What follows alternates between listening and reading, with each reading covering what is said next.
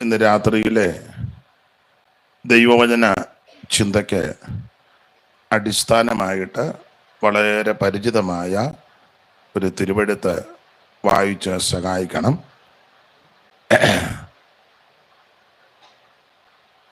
യെശയ്യാ പ്രവചനം 9-ാം അധ്യായത്തിൻ്റെ 6-ാമത്തെ തിരുവെഴുത്ത് നമുക്ക് പരിചിതമായ തിരുവെഴുത്താണ്. ഒരു മൈക്ക് കർത്താവിൻ്റെ ദാസി ലിസുമാമേടയിലോട്ട് കൊടുക്കുകയാണെങ്കിൽ വാക്യം ക്ലിയറായിട്ട് വായിക്കും. തമിഴിൽ ആരെങ്കിലും വായിക്കണമെങ്കിൽ അവർക്കും അതിന് ശേഷമായിട്ട് വായിക്കാം. അതല്ല മലയാളം വായിക്കുമ്പോൾ നിങ്ങൾക്ക് എല്ലാവർക്കും മനസ്സിലാകുന്നെങ്കിൽ അങ്ങനെ ആകട്ടെ. അപ്പം സമയം അല്പം കൂടെ ലാഭിക്കാം. വായിച്ചാട്ടെ. യെശയ്യാ. നമുക്കൊരു ശിശു ജനിച്ചിരിക്കുന്നു, നമുക്ക് ഒരു മകൻ നൽകപ്പെട്ടിരിക്കുന്നു, ആധിപത്യം അവന്റെ തോളിൽ ഇരിക്കും. അവന് അത്ഭുത മന്ത്രി, വീരനാം ദൈവം, നിത്യപിതാവ്, സമാധാന പ്രഭു എന്ന് പേർ വിളിക്കപ്പെടും. മതി. ഒരു നിമിഷം കൂടെ നമുക്ക് പ്രാർത്ഥിക്കാം. പരിശുദ്ധ പിതാവേ, നല്ല സന്ധ്യയ്ക്കായിട്ട് സ്തോത്രം. ഈ ആലയത്തിൽ ഞങ്ങൾക്ക് ഒന്നിച്ചു കൂടി അങ്ങയെ മഹത്വപ്പെടുത്തുവാൻ ലഭിച്ച വിലപ്പെട്ട പദവിക്കായി സ്തോത്രം. കൂടപ്പെട്ടിരിക്കുന്ന ഏവരെയും അനുഗ്രഹിക്കണം. സന്നിധി ബോധം ഞങ്ങൾക്ക് നൽകണമേ. തിരുവചനം ധ്യാനിപ്പാൻ വിശേഷ കൃപ നൽകണം. പുത്രനെ മഹത്വപ്പെടുത്തണമേ. യേശു ക്രിസ്തുവിൻ നിസ്തുല്യ നാമത്തിൽ തന്നെ, ആമീൻ. നമ്മുടെ കരവും ശബ്ദവും ഉയർത്തി ദൈവത്തെ മഹത്വപ്പെടുത്താം. ഹല്ലേലൂയ. നിങ്ങളെല്ലാം താഴെ ഇരിക്കുകയും ഞാൻ ഒറ്റപ്പെട്ട് ഇവിടെ നിൽക്കുകയും ചെയ്യുന്നത് കൊണ്ട് എനിക്ക് അല്പം ബുദ്ധിമുട്ടുള്ളത് കൊണ്ട് ഞാനും താഴോട്ട് വരുക.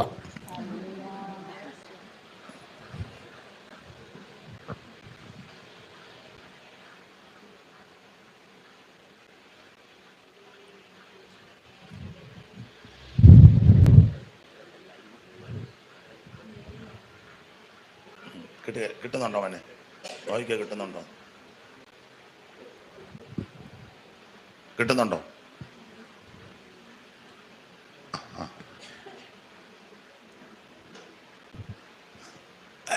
കിട്ടുന്നുണ്ടോ?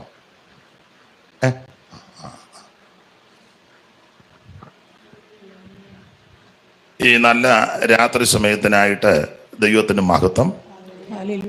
ഈ മാന്യസഭയുടെ ശുശ്രൂഷ ചെയ്യുന്ന ആദരണീയ കർത്തൃദാസനും കുടുംബത്തിനും, ഇന്ന് നാളെയും നടക്കുന്ന ഈ ശുശ്രൂഷ ദൈവകരങ്ങളിൽ പ്രാർത്ഥിച്ച് ഫലമേൽപ്പിച്ച ബഹുമാന്യ സാറ്, ഈ സ്ഥലം സഭയിൽ കർത്താവിനെ ആരാധിക്കുന്ന ബഹുമാന്യരായ എല്ലാ ദൈവമക്കൾ, വിശേഷിച്ച് ഈ ശുശ്രൂഷയിൽ ഇന്ന് രാത്രി സംബന്ധിക്കുന്ന കർത്താവിൻ്റെ ദാസൻ മാത്തുക്കുട്ടിച്ചായൻ കുടുംബം, ലിസിമാമ്മ, കൂടെ വന്ന ബഹുമാന്യ കർത്തൃദാസി.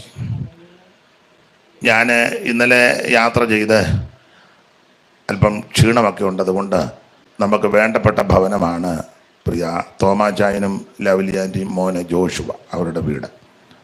അപ്പോൾ അവിടെ വന്ന് അല്പസമയങ്ങൾ വിശ്രമിച്ചു. അപ്പോൾ ഇന്ന് രാത്രി അവരും ഈ ശുശ്രൂഷയിൽ സംബന്ധിക്കുന്നു. ബഹുമാന്യ തോമാചായനും ലവ്ലി മാമയ്ക്കും മകൻ ജോഷുവ. അതുപോലെ മറ്റ് സഭകളിൽ നിന്നോ സ്ഥലത്തു നിന്നോ അതിഥികളായിട്ടോ ആദ്യമായിട്ടോ ആരെങ്കിലും വന്നിട്ടുണ്ടെങ്കിൽ അറിയത്തില്ല എല്ലാവരെയും. അവർക്കും എല്ലാവർക്കും ഓൺലൈനിൽ ഇപ്പോൾ എനിക്ക് വന്ന് 19 പേര് കാണും. എത്ര പേരുണ്ട്? ഇപ്പം 150 പേരുണ്ട്. ചിലപ്പോൾ ഇച്ചിരൂടെ കൂടാൻ സാധ്യതയുണ്ട്. ഈ ഇരിപ്പാന്നേ കൂടുവെന്നും തോന്നുന്നില്ല. അപ്പം അങ്ങനെയുണ്ടെങ്കിൽ ഓൺലൈനിൽ ഇപ്പോൾ ലോകത്തിൻ്റെ വിവിധ ഇടങ്ങളിലിരുന്ന് ഈ ശുശ്രൂഷയിൽ സംബന്ധിക്കുന്ന ബഹുമാനരായ എല്ലാ ദൈവമക്കൾ, ഇതിന് ശേഷമായിട്ട് ആരെങ്കിലും ഇത് കാണുകയോ കേൾക്കുകയോ ചെയ്യുന്നെങ്കിൽ അങ്ങനെയുള്ള പ്രിയപ്പെട്ടവർ ഏവർക്കും യേശു ക്രിസ്തുവിൻ്റെ നിസ്തുല്യ നാമത്തിൽ ഈ സന്ധ്യയിലെ വന്ദനം. എൻ്റെ കൂടെ സഹോദരന്മാർ 2 പേര് വന്നിട്ടുണ്ട്. അവർക്കും ജിജോയും ബിബിനും ഈ ശുശ്രൂഷയെ പറ്റി ഓർപ്പിക്കുകയും കാര്യങ്ങൾ പറയുകയും ചെയ്ത കർത്താവിൻ്റെ ദാസൻ ജോൺലി ജോഷുവ, അദ്ദേഹം മൂന്നാറ് ഇന്ത്യ പെന്തക്കോസ്ത് ദൈവസഭയുടെ സെൻട്രൽ പാസ്റ്റർ മൺമറഞ്ഞ ജോഷുവാച്ചായൻ്റെ മകൻ ജോൺലി, അഡ്വക്കേറ്റ്. അപ്പോൾ ആ മാന്യ കർത്തദാസൻ അദ്ദേഹം കൂടെ വിളിക്കുന്നുണ്ട്. ഇവിടെ നിന്ന് അങ്ങോട്ട് വിളി ചെല്ലുമ്പം അവിടെ നിന്നോട്ട് തന്നെ വിളിക്കും. അപ്പോൾ ആ ദൈവദാസൻ, ഇവിടുത്തെ കർത്തൃദാസൻ ആരോഗ്യസ്വാമി പാസ്റ്ററും ഏറെ പ്രാവശ്യം വിളിച്ചോർത്ത് പ്രാർത്ഥിപ്പാൻ ദൈവം കൃപ നൽകി. ഇന്നും നാളെയും നടക്കുന്ന ഈ ശുശ്രൂഷയ്ക്കായിട്ട് അനേക ദൈവമക്കൾ പ്രാർത്ഥിക്കുന്നു. ക്ഷണിച്ച കർത്തൃദാസനും സഭയ്ക്കും ഒരിക്കൽ കൂടി നന്ദി ചൊല്ലുന്നു. കൂടപ്പെട്ട എല്ലാവർക്കും വന്ദനം ചൊല്ലുന്നു. ദൈവം നിങ്ങളെ എല്ലാവരെയും അനുഗ്രഹിക്കട്ടെ.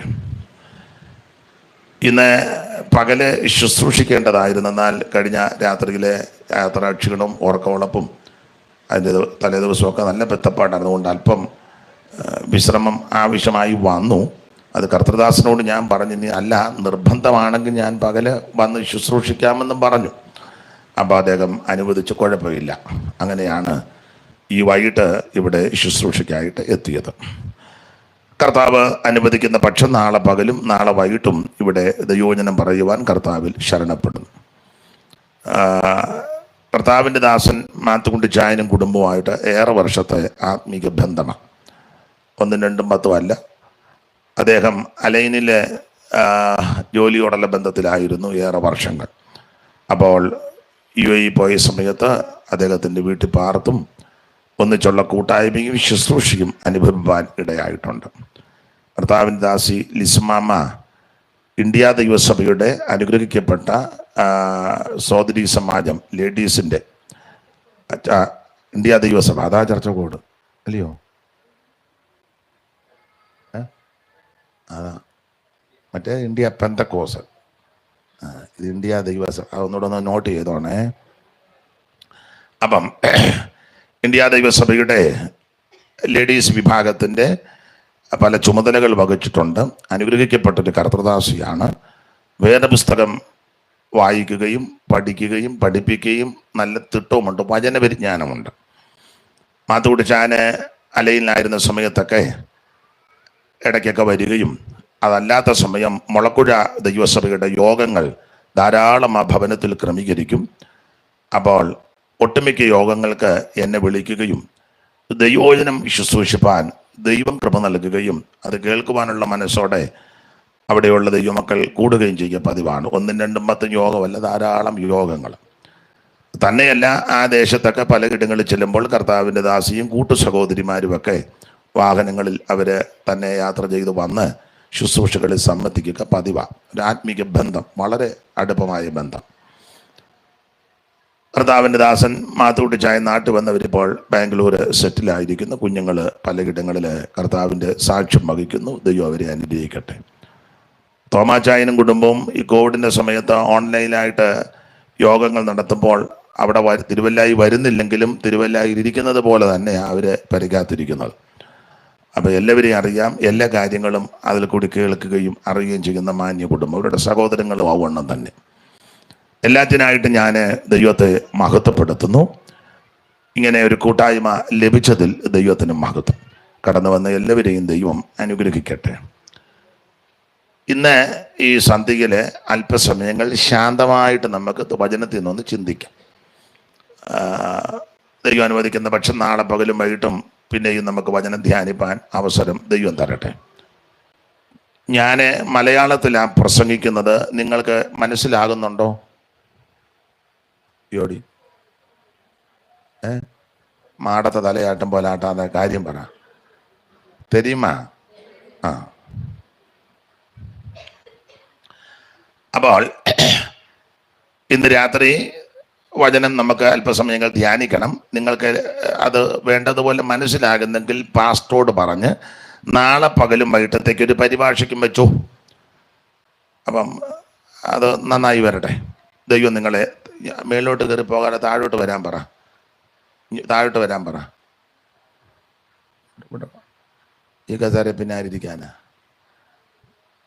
ഇനി പോര്. ആ,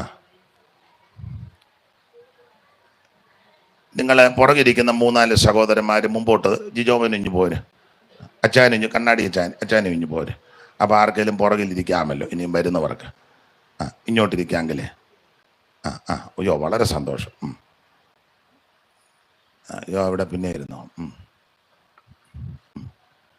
ഇവിടെ 2 കസാരയും കൂടെ വെറുതെ കിടപ്പുണ്ട്. 2 അല്ല 3 ഉണ്ട്. അപ്പം ഇനിയും സഹോദരന്മാരാരെങ്കിലും വരികയാണെങ്കിൽ ഒരു 3 പേരെ മേലോട്ട് വിടരുത്. മേളിൽ പോയാൽ ഉഴപ്പും. ആട്ടെ, നിങ്ങളുടെ സഹകരണങ്ങൾക്ക് നന്ദി. ദൈവം നിങ്ങളെ അനുഗ്രഹിക്കട്ടെ. ഇന്ന് രാത്രിയിൽ വളരെ ശാന്തമായിട്ട് വചനത്തിൽ നിന്ന് ചില കാര്യങ്ങൾ നമുക്ക് ചിന്തിക്കാം. കർത്താവിൻ്റെ ദാസൻ മുന്നമേ അറിയിച്ചത് 6 മണിക്ക് യോഗം തുടങ്ങി 8:30 നിർത്തുക എന്നാണ് പറഞ്ഞത്. അപ്പം തുടങ്ങിയത് അല്പം താമസിച്ചാലും 8:30 നിർത്താം. ഇനി അതൊരു ചിന്താഭാരം ഉണ്ടാകേണ്ട. ഇവിടെ തുടങ്ങിയതേ ഉള്ളൂ, ഇനിയിപ്പം പോയി പറ്റുണ്ടാകുമോ എന്നുള്ള ചിന്ത വേണ്ട. 8:30 തന്നെ പ്രസംഗം നിർത്താം. നാളെ ദൈവം അനുവദിച്ചാൽ അതിനനുസരിച്ച് നമുക്ക് വചനം ധ്യാനിക്കാം. കർത്താവ് എല്ലാവരെയും അനുഗ്രഹിക്കട്ടെ. വായിച്ച തിരുവെടുത്ത് വളരെ പരിചിതമായ ഒരു തിരുവെടുത്താണ്. യെശയ്യാ പ്രവചനം 9-ാം അധ്യായത്തിൻ്റെ 6-ാമത്തെ തിരുവെടുത്താണ്. ഒരിക്കൽ കൂടി ഇന്ന് മലയാളത്തിൽ അങ്ങ് വായിക്കട്ടെ. അപ്പം നാളെ തമിഴിൽ വായിക്കാനും കൂടെ ഒരാളെ ക്രമപ്പെടുത്തുകയാണെങ്കിൽ, പരിഭാഷയ്ക്കുണ്ടെങ്കിൽ അങ്ങനെ ആയിക്കോട്ടെ, എനിക്ക് വിരോധമൊന്നുമില്ല. കർത്താവ് ഇന്നിപ്പോൾ ഇങ്ങനെ പോട്ടെ. ദൈവത്തിൻ്റെ മഹത്വം. വായിച്ചാട്ടെ. ആ മോനെ മൈക്ക് മേളിലാന്നോ അതിൻ്റെ? നമുക്കൊരു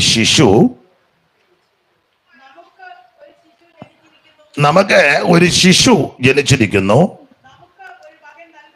നമുക്ക് ഒരു മകൻ നൽകപ്പെട്ടി. ഇതിൻ്റെ വല്ലതും പോയി കിടക്കുകയാണോ ഈ മൈക്ക്? വായിക്കുന്ന മൈക്ക് അതൊന്ന് ശ്രദ്ധിച്ചു തരും. അങ്ങോട്ടും ഇങ്ങോട്ടും അതെല്ലാം വലിച്ചപ്പോൾ പോയോ എന്നുള്ളതാണ്. ദൈവത്തിന് മഹത്വം. ഒരിക്കൽ കൂടി കരമുയർത്തി കർത്താവിന് മഹത്വം കരയേറ്റ. ശക്തിയോടെ ദൈവത്തെ ശ്രദ്ധിച്ചാട്ടെ. അനാദിയായന്തയടക്കെല്ലാം നീറേ അനാദി നേസത്തോ നീറേ അനാദി സിറകിൽ മറവിൽ വന്തടந்தை അനാദി കാലമായി സുഖിപ്പേനേ. அநாதி சிறகில் மரவில் வந்தடந்தை அநாதி காலமாய் சுகிப்பேனே. ജീവനും ബലനും യേശുവേ നീർ, സിയോനി രാജനും യേശുവേ നീർ. ജീവനും ബലനും യേശുവേ നീർ, സിയോനി രാജനും യേശുവേ നീർ. ഒരിക്കൽ കൂടി ദൈവത്തെ മഹത്വപ്പെടുത്താം. യെശയ്യാ പ്രവചനം 9-ാം അധ്യായത്തിന്റെ 6-ാമത്തെ തിരുവെടുത്താണ് ഈ രാത്രിയിലെ തിരുവചന ചിന്തയ്ക്ക് അടിസ്ഥാനമായിട്ട് വായിച്ചത്. നമുക്ക് ഒരു ശിശു ജനിച്ചിരിക്കുന്നു, നമുക്ക് ഒരു മകൻ നൽകപ്പെട്ടിരിക്കുന്നു, ആധിപത്യം അവന്റെ തോളിലിരിക്കുന്നു. അപ്പോൾ ആ മകന്റെ വിശേഷതകളെ പറ്റിയാണ് താഴോട്ട്. നമുക്ക് ജനിച്ചിരിക്കുന്ന, നമുക്ക് തന്നിരിക്കുന്ന, നമുക്ക് നൽകപ്പെട്ടിരിക്കുന്ന ആ മകന്റെ വിശേഷതകളാണ് താഴോട്ടുള്ള തിരുവെടുത്ത്. ആധിപത്യം അവന്റെ തോളിൽ ഇരിക്കും. പിന്നെ അവനെ അത്ഭുത മന്ത്രി, അവിടത്തേക്ക് അത്ഭുത മന്ത്രി, വീരനാം ദൈവം, നിത്യപിതാവ്, സമാധാന പ്രഭു എന്ന പേർ വിളിക്കപ്പെടും. ദൈവത്തിന് മഹത്വം. യെശയ്യാ പ്രവചനം 9-ാം അധ്യായത്തിന്റെ 6-ാമത്തെ തിരുവെടുത്താണ്. ഈ വേദപുസ്തകത്തിലെ പ്രവചന പുസ്തകങ്ങളെ 2ആയിട്ടാണ് തരംതിരിച്ച് പഠിക്കുന്നത്.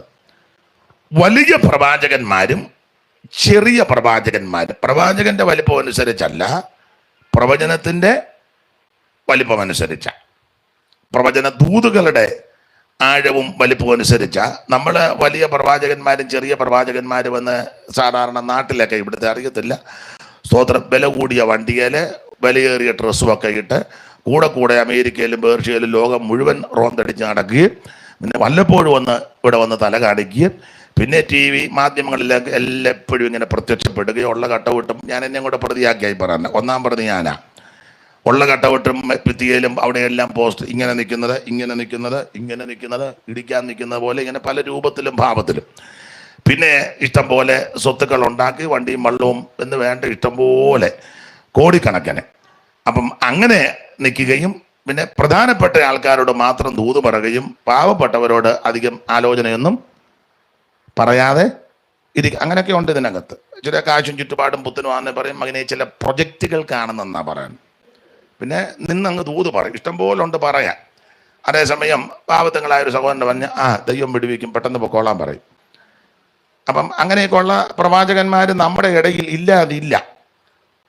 പണ്ട് അമ്മ മരിച്ചു, ഒരു ധനാഢ്യൻ്റെ അമ്മ മരിച്ചു. ഞാൻ പേര് മാറ്റി പറയാ, മറിയാമ്മ കൊച്ചമ്മ മരിച്ചു. വലിയ തറവാട്ടുകാരാ, പള്ളിയിലെ ധനാഢ്യരാ. അപ്പോൾ അച്ഛന്മാരും മെത്രാന്മാരും എല്ലാവരും വന്ന്, ധാരാളം ആൾക്കാർ, ഇരിക്കാൻ കസേരയില്ല, അതുപോലെ അങ്ങ് ആള് തള്ളി.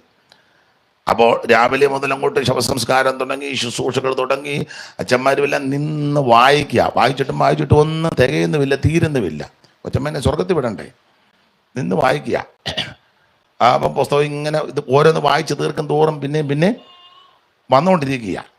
പാമ്പാക്കുട്ടയുടെ വരെ കൊണ്ടുവന്ന്, പാമ്പാക്കുട്ടയുടെ ഉണ്ടല്ലോ ചൊല്ലുന്നത്, അതുവരെ കൊണ്ടുവന്ന് 5-10 മണിക്കൂർ എടുത്താൽ ഇതെല്ലാം വായിച്ച് പിറക്കി എല്ലാം തീർത്ത് ഒരു തരത്തിൽ അന്തിയോടടുത്ത് കൊച്ചമ്മയെ കൊണ്ടടക്കി. അപ്പോൾ ഇതിനെല്ലാം കപ്പിയാർ അച്ഛൻ്റെ കൂടെ നിൽക്കുക. വലിയ കേമപ്പെട്ട ശവസംസ്കാരം. അത് കഴിഞ്ഞ് 1 മാസം കഴിഞ്ഞപ്പോൾ ഈ കപ്പിയാരുടെ അമ്മ മരിച്ചു. മെത്രാനുമില്ല, തിരുമേനിയില്ല, ആരുമില്ല, അച്ഛൻ മാത്രമേ ഉള്ളൂ. പിന്നെ ഇവിടുന്ന് ഒരു കൊച്ചച്ഛനും കൂടെ വന്നു. കൊച്ചച്ഛൻ വന്ന് കണ്ടേച്ചും പോയി. അപ്പം പെട്ടെന്ന് ഒരു പുസ്തകം തന്നെ എടുത്ത് എല്ലാം ഒന്നും ചൊല്ലിയില്ല, 3-4 പേര് ചൊല്ലി വെച്ച് അമ്മയെ പെട്ടെന്ന് അങ്ങ് അടക്കമെല്ലാം കഴിഞ്ഞ് കാര്യങ്ങളെല്ലാം ക്രമപ്പെടുത്തി അവസാനം അച്ഛനും കപ്പിയാരും മേടയിൽ ചെന്ന് വൈകിട്ട് കഞ്ഞികൂടി കഴിഞ്ഞ് അച്ഛൻ കട്ടിലേ കിടക്കുന്ന കപ്പിയാർ താഴെ കിടക്കുക. അപ്പോൾ താഴെ കിടന്നുകൊണ്ട് കപ്പിയാർ ചോദിച്ചു, എന്നാലും എൻ്റെ അച്ഛോ, മേടയിലെ കൊച്ചമ്മ മരിച്ചപ്പം ചൊല്ലിയിട്ടൊന്നും തീർന്നുമില്ല, വീണ്ടും ചൊല്ലി നിന്ന് ചൊല്ലി, ഇരുന്ന് ചൊല്ലി, നിന്ന് ചൊല്ലി, പിന്നെ പാമ്പാക്കുടയിലെ വരെ കൊണ്ടുവന്ന് ചൊല്ലി. എൻ്റെ അമ്മ മരിച്ചിട്ട് 2 വരിയെ ചൊല്ലിയുള്ളൂ, പെട്ടെന്ന് നിർത്തി. അതൊരു മനസ്സിന് പ്രയാസം. ഉടനെ അച്ഛൻ പറഞ്ഞു, എടാ കപ്പിയാരെ, നിനക്ക് പിടികിട്ടിയില്ലേ, മേടയിലെ കൊച്ചമ്മ ഇത്രയും ഞങ്ങൾ ചൊല്ലിയിട്ടും പോയിട്ടുണ്ടോ ഇല്ലയോ എന്നുള്ള സംശയമാണെന്ന് പറഞ്ഞു. കാരണം ആ തള്ള കാണിച്ച കാട്ടായവല്ല, വേലയ്ക്ക് നിന്നവരും വീട്ടുവേലയ്ക്ക് വന്നവരോടും പാവത്തങ്ങളോടൊക്കെ കാണിച്ചതൊക്കെ അന്യായമാണ് കാണിച്ചപ്പം ഇതെല്ലാം ഞങ്ങൾ ചൊല്ലിയിട്ടും തള്ള പോയോ എന്നുള്ളതാണ് ഇപ്പോഴത്തെ സംശയം. അതുപോലാണോ നിൻ്റെ അമ്മ ഏലിയാമ്മ ഇതുപോലെ തങ്കം പിടിച്ച ഒരു സ്ത്രീയെ, അയ്യോ ഒന്നും ചൊല്ലണ്ട, നേരെ പൊക്കോളുമെന്ന് പറഞ്ഞു. അപ്പം ഇപ്പോഴത്തെ വലിയ പ്രവചനമൊക്കെ അങ്ങനെ, കാശും പുത്തനും ചുറ്റുപാടും കനമൊക്കെ ഉള്ളവരോട് നിന്ന് പ്രൊജക്റ്റുകൾ ഒത്തിരി ഉണ്ടെന്നാ. പാവത്തങ്ങളോടാണെങ്കിൽ വിടുതലുണ്ട്, പൊക്കോളാൻ, ആയിക്കോട്ടെ, അവർക്ക് വിടുതൽ കിട്ടും. അപ്പോൾ ഇങ്ങനെയൊക്കെ ഉള്ളവരെയാണ് നമ്മൾ ഈ വലിയ പ്രവാചകന്മാരെന്ന് നമ്മളിൽ പലരും കാണുന്നത്. സ്തോത്രം. ഞാൻ ആ ഭാഗത്തേക്ക് അധികം പോകുന്നില്ല. എന്നാൽ വേദപുസ്തകത്തിൽ വലിയ പ്രവാചകന്മാർ, ചെറിയ പ്രവാചകന്മാർ, ആളിൻ്റെ വലിപ്പമോ നിറമോ നിലവാരമോ പണത്തിൻ്റെ ഹുങ്കോ മുഷ്കോ കുടുംബത്തിൻ്റെ ശ്രേഷ്ഠതയൊന്നുമല്ല, പ്രവചനത്തിൻ്റെ ആഴവും പ്രവചനത്തിൻ്റെ വിശാലതയും വെച്ചാണ് അവരെ അളക്കുന്നത്. ദൈവത്തിന് മഹത്വം.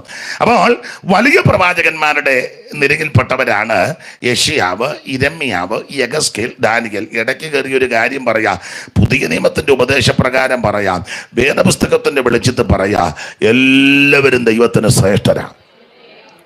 ഭൂമിയിലുള്ള വിശുദ്ധന്മാരോ അവരെനിക്ക് പ്രസാദമുള്ള ശ്രേഷ്ഠന്മാര്. ഇവിടെ ഇരിക്കുന്ന എല്ലാവരും ദൈവത്തിന് പ്രസാദമുള്ള ശ്രേഷ്ഠന്മാരാണ്. വലിപ്പച്ചെറുപ്പമല്ല. അതൊക്കെ നമ്മുടെ ഈ ഇടുങ്ങിയ ചിന്താഗതിയാണ്. ഞാൻ ഇച്ചിരി കൂടിയതാ, അവരിച്ചിരി കുറഞ്ഞതാ, എനിക്ക് ഇച്ചിരി കനമുണ്ട്, അവർക്ക് കനം കുറവാ, ഞാനിപ്പോൾ ഉള്ളതിൽ മെച്ചം ഇതൊന്നും ദൈവസന്നിധി വില പോവുകയല്ല. അങ്ങനെ ഒരാൾക്കൊരു ചിന്ത ഉണ്ടായിരുന്നു. പുള്ളിക്ക് തന്നെ ഇരുന്നപ്പോൾ തോന്നി എനിക്ക് അതാണ്ട് കനമുണ്ടെന്ന്. തന്നെ ഇരിക്കുമ്പോൾ അങ്ങനത്തെ തോന്നലുണ്ടാകും. നിങ്ങളൊറ്റയ്ക്ക് ഇരുന്ന് അങ്ങനെയൊക്കെ തോന്നലുണ്ടാകും. എനിക്ക് അതിൻ്റെ കനമുണ്ടെന്നൊക്കെ പുള്ളിക്ക് അങ്ങ് തോന്നുക. പൗലോസിൻ്റെ ഭാഷ പറഞ്ഞാൽ തന്നെ ഇരുന്ന് ചീർക്കുക.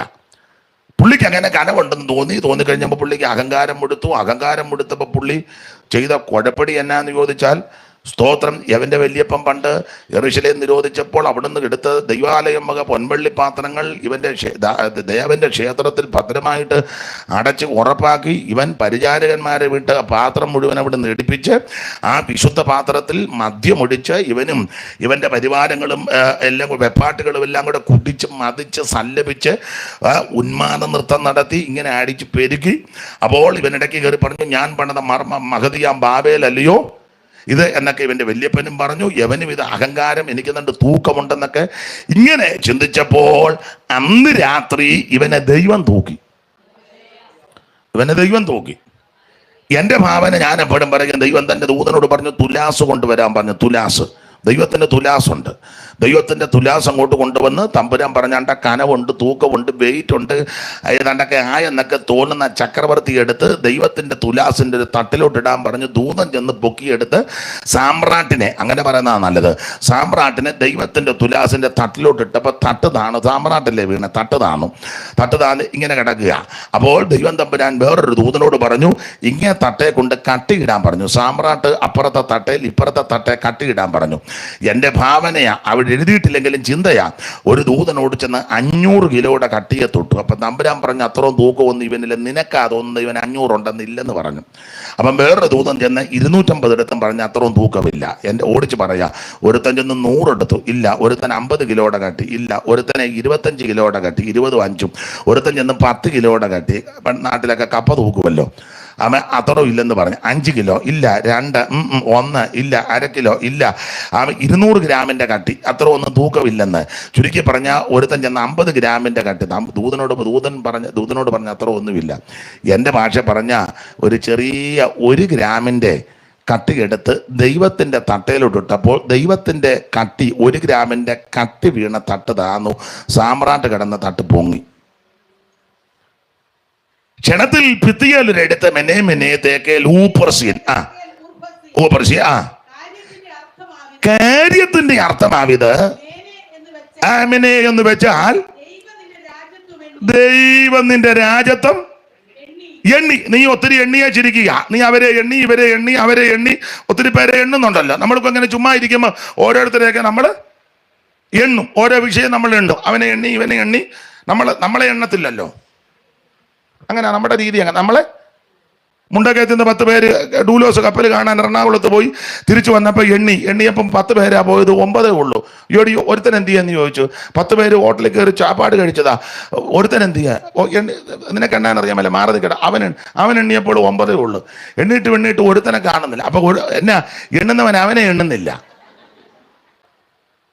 ഞാനിപ്പോൾ എണ്ണങ്ങനെ 1 2 3 അങ്ങനല്ലേ എണ്ണണ്ടേ, അത് എണ്ണുന്നില്ല.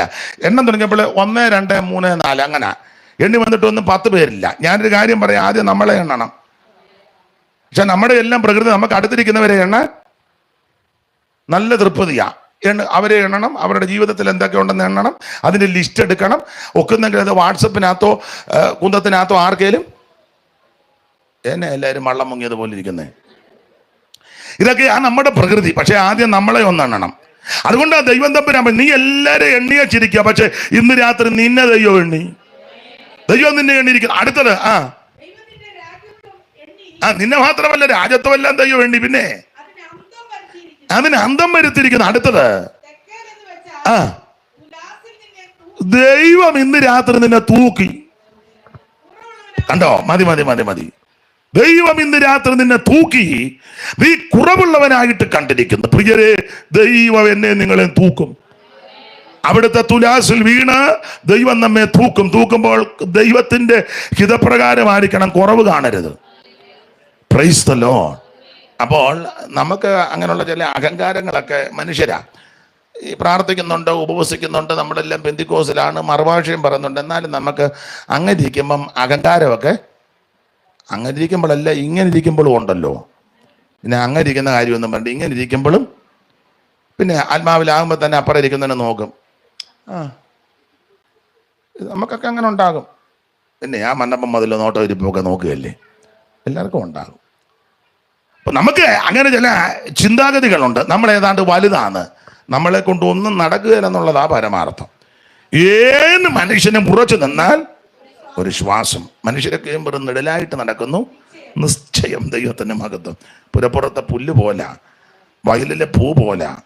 സ്തോത്രം. നൈമിഷികമാ മനുഷ്യ ജീവിതം. അതുകൊണ്ട് പൗലോസ് വേറൊരു വിഷയമാ പറഞ്ഞെങ്കിൽ ആ പദം ഇങ്ങോട്ട് എടുക്കുക, ഞെളിയാതെ ഭയപ്പെട്ടോണം. നമ്മളെ കൊണ്ട് ഒന്നും നടക്കത്തില്ല. വല്ലതുമാകുന്നെങ്കിൽ പൗലോസിന്റെ ഭാഷ പറഞ്ഞാൽ അവിടുത്തെ കൃപയാൽ. അപ്പൊ ശ്രദ്ധിക്കുക, ആ വലിയ പ്രവാചകന്മാരും ചെറിയ പ്രവാചകന്മാരും. വലിയ പ്രവാചകന്മാരാണ് യെശയ്യാവ്, യിരെമ്യാവ്, യെഹെസ്കേൽ, ദാനിയേൽ. ചെറിയ പ്രവാചകന്മാരുടെ നിരയിൽപ്പെട്ട വ്യക്തികളാണ് നമുക്കറിയാം ഹോശയ്യ മുതൽ മലാഖി വരെയുള്ളതായ പ്രവാചക വീരന്മാർ. ദൈവത്തിന് മഹത്വം. വലിയ പ്രവാചകന്മാരുടെ പുസ്തകമാകുന്ന യെശയ്യാ പ്രവചനം 9:6 ഇന്ന് രാത്രിയിലെ തിരുവചന ചിന്തയ്ക്ക് അടിസ്ഥാനമായിട്ട് വായിച്ചത്. ഈ യെശയ്യാ പ്രവചനത്തിന് പലവിധ വിശേഷതകളുണ്ട്. അതിൽ ഒരു വിശേഷത എല്ലാം ഉദ്ധരിക്കുന്നില്ല. ഒരു വിശേഷത, വേദപുസ്തകത്തിന് 66 പുസ്തകമുള്ളതുപോലെ യെശയ്യാ പ്രവചനത്തിന് 66 അധ്യായങ്ങളായിട്ട് തരംതിരിച്ചിരിക്കുന്നു. അതുപോലെ തന്നെ വേദപുസ്തകത്തിലെ ഏറ്റവും വലിയ പേര് കിടക്കുന്നത് 8-ാം അധ്യായത്തിൽ മാഗേർ ഷാലിൽ ഹാഷ് ബസ് എന്നുള്ളതായ പേര് യെശയ്യാ പ്രവചനം 8-ാം അധ്യായത്തിൻ്റെ 2 ഏറ്റവും വലിയ പേര്. അങ്ങനെ ചില പേരുകളുണ്ട്. പണ്ട് ഞാൻ സ്കൂളിൽ പഠിച്ചപ്പോൾ മലയാളം സെക്കൻഡിലാണെന്ന് തോന്നുന്നു. മലയാളം സെക്കൻഡിൻ്റെ പേര് ധർമ്മരാജ. നിങ്ങൾ വല്ലതും വായിച്ചിട്ടുണ്ടോ, പഠിച്ചോ? നിങ്ങൾ വലിയ പഠിത്തമാണ് പഠിച്ചേക്കുന്നത് കൊണ്ട് ഇപ്പം അറിയത്തില്ലായിരിക്കും. അപ്പോൾ മലയാള സെക്കൻഡാ ധർമ്മരാജ. ആ ധർമ്മരാജയ്ക്കകത്ത് ഒരാടൊരു പേര്, അത് ഞാൻ തെറ്റിച്ചതിന് എനിക്ക് അടി കിട്ടിയതാണ്. അപ്പം അതുകൊണ്ട് എനിക്ക് ഇപ്പോൾ ഓർമ്മയുണ്ട്, പിന്നെ ക്ലിയറാക്കി. ആ പേരിങ്ങനെ, അലിഗസൻ കുഞ്ഞ് പോക്ക് മൂസം മരക്കായർ നൂഹ് കണ്ണ്. ഒരു പേരാ, അലിഗസൻ കുഞ്ഞ് പോക്ക് മൂസം മരക്കായർ നൂഹ് കണ്ണ്. വലിയ പേരാ എന്ന് പറഞ്ഞതുപോലെ വേദപുസ്തകത്തിലെ ഏറ്റവും വലിയ പേരാണ് 8-ാം അധ്യായത്തിൽ വായിച്ചേ. നീ ഒരു വലിയ പലക എടുത്ത് സാമാന്യ അക്ഷരത്തിൽ അതെഴുതുക. ഉണ്ടോ? ഏറ്റവും വലിയ പേരാ. അപ്പോൾ ഈ വേദപുസ്തകത്തിലെ യെശയ്യാ പ്രവചനത്തിന്റെ വിശേഷത, വേദപുസ്തകത്തിന് 66 പുസ്തകമുള്ളതുപോലെ യെശയ്യാ പ്രവചനത്തിന് 66 അധ്യായമുണ്ട്. ഏറ്റവും വലിയ പേര് ഈ യെശയ്യാ പ്രവചനത്തിലാണ്. മാത്രമല്ല, ഈ പ്രവചനത്തിലെ ഈ പ്രവാചകന്റെ ഒരു വിശേഷത, അദ്ദേഹം പ്രവാചകനുമാ, സഹോദരിയും പ്രവാചകി. അത് വലിയ അനുഗ്രഹമാണ്. സഹോദരനും സഹോദരിയും കൂടെ പ്രവചനം നടത്തുക എന്ന് പറഞ്ഞാൽ ഇപ്പം അങ്ങനെ ചില ആൾക്കാരൊക്കെ രംഗത്തുണ്ട്. ഇവരെ പോലെ അല്ല. സിസ്റ്റർ പാടുന്നു, ബ്രദർ ശുശ്രൂഷിക്കുന്നു. സിസ്റ്ററും ബ്രദറും കൂടെ അങ്ങനെ ഒത്തിരി ഉണ്ട്. ബ്രദർ ശുശ്രൂഷിക്കുന്നു, സിസ്റ്റർ തലേ തുണി പോലും ഇടാതെ, പേരൊന്നും പറയണ്ട, വെറുതെ ആലോക്യമൊന്നും ഉണ്ടാക്കണ്ട, ബ്രദറും സിസ്റ്ററും കൂടെ. പിന്നെ മനസ്സിലായാൽ മതി. സ്തോത്രം. മിക്കയിടത്തും ബ്രദർ ചുമ്മാ നിൽക്കുക, സിസ്റ്റർ ആ കയറി കത്തിക്കുന്നത്. ബ്രദർ ഇങ്ങനെ നോക്കി നിൽക്കുക, സിസ്റ്റർ കത്തിക്കുന്നത്. ഒരു പാവത്താന ആട്ടെ. എന്നാൽ ഒരു കാര്യം പറയാം, മാന്യമായിട്ടും യോഗ്യമായിട്ടും ഭാര്യയും ഭർത്താവും ദൈവത്തിന്റെ വചനത്തിന്റെ വ്യവസ്ഥ പ്രകാരം ശുശ്രൂഷിക്കുന്നത് ഒരനുഗ്രഹമാണ്. അങ്ങനെയുള്ള ആൾക്കാർ അന്നും ഉണ്ട്, ഇന്നും ഉണ്ട്. ഇന്ന് ആട്ടെ, സ്തോത്രം. അതിൽ എടുത്ത് പറയത്തക്ക ഒരു കുടുംബമാണെന്ന് മൺമറഞ്ഞ കോവൂര് വാവച്ചായനും കൊച്ചമ്മയും, കുഞ്ഞോളച്ചമ്മ, മേരി കോവൂര്. നിങ്ങൾക്ക് എല്ലാവർക്കും അറിയാവോ എന്ന് എനിക്കറിയത്തില്ല. സ്തോത്രം. അറിയാവുന്നവർക്കറിയാം. ദൈവത്തിൻ്റെ മഹത്വം. അപ്പോൾ കോവൂര് കുഞ്ഞോളച്ചമ്മയും ഹസ്ബൻഡ് വാവച്ചായനും വളരെ അനുഗ്രഹിക്കപ്പെട്ട കർത്തൃശുശ്രൂഷ ചെയ്ത മാന്യ കുടുംബമാണ്. അവരിന്ന് ഒത്തിരി കാര്യം മാതൃകയാക്കാനുണ്ട്. നമുക്കിന്ന് യെശയ്യാ പ്രവചനം വായിച്ചത് കൊണ്ട് ആ വിഷയം എടുക്കുന്നില്ല.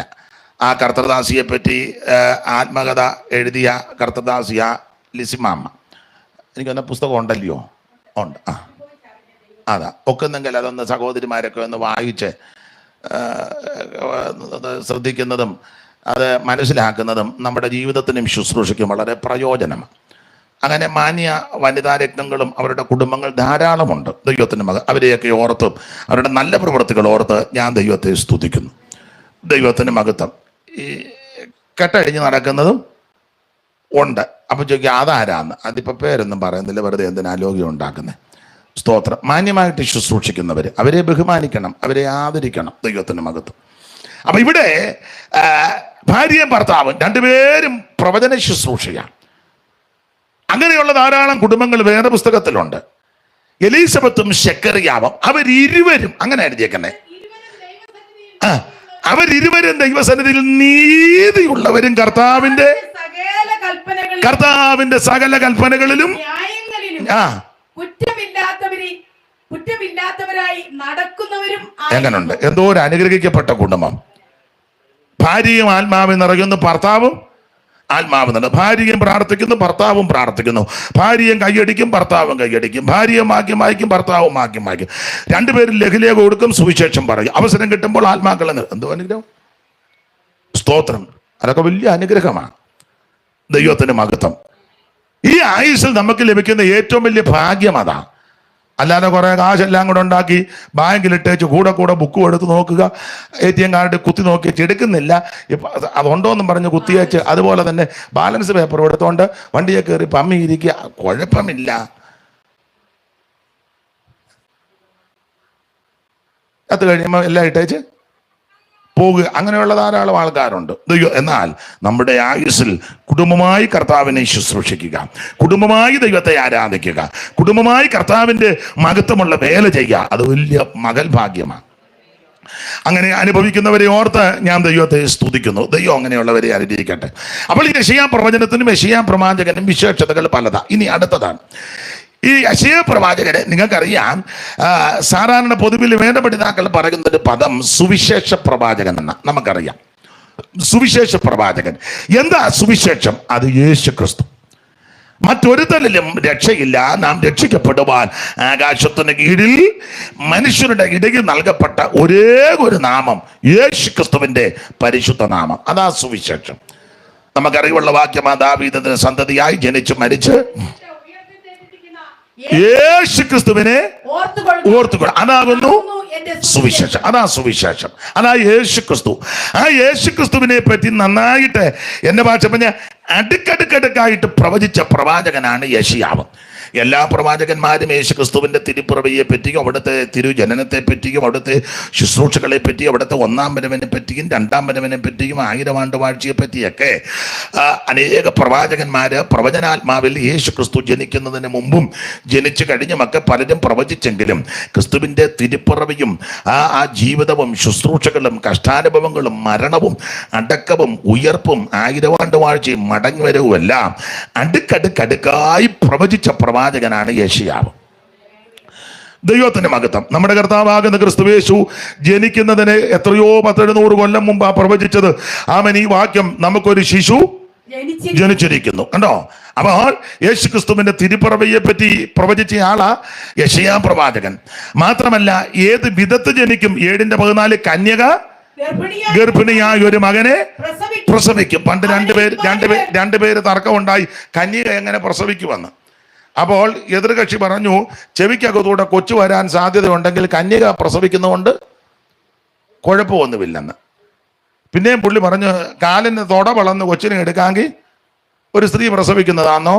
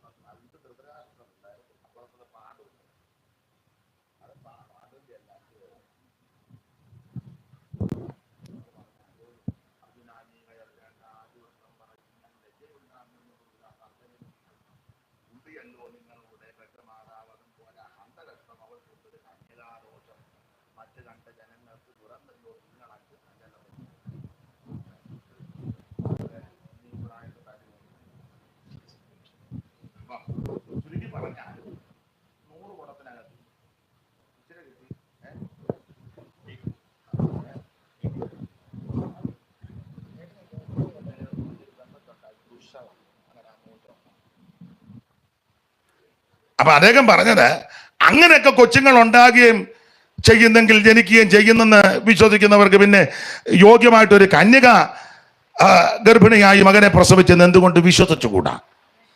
സ്തോത്രം. അപ്പൊ യേശു ക്രിസ്തുവിന്റെ തിരുപ്പിറവി, കന്യകയിൽ കൂടി ക്രിസ്തു ഈ ഭൂമിയിലേക്ക് കടന്നു വരും. സക്കറിയ പറഞ്ഞിരിക്കുന്നത് ബേത്ലഹേമിൽ പ്രസവം നടക്കുമെന്ന്, ജനിക്കുമെന്ന്. ബേത്ലഹേമിൽ. നീയോ യഹൂദയിലെ ആ മീഖ 5:2. മീഖ പ്രവചനം 5-ാം അധ്യായത്തിന്റെ 2-ാം അധ്യായത്തിൽ നീയോ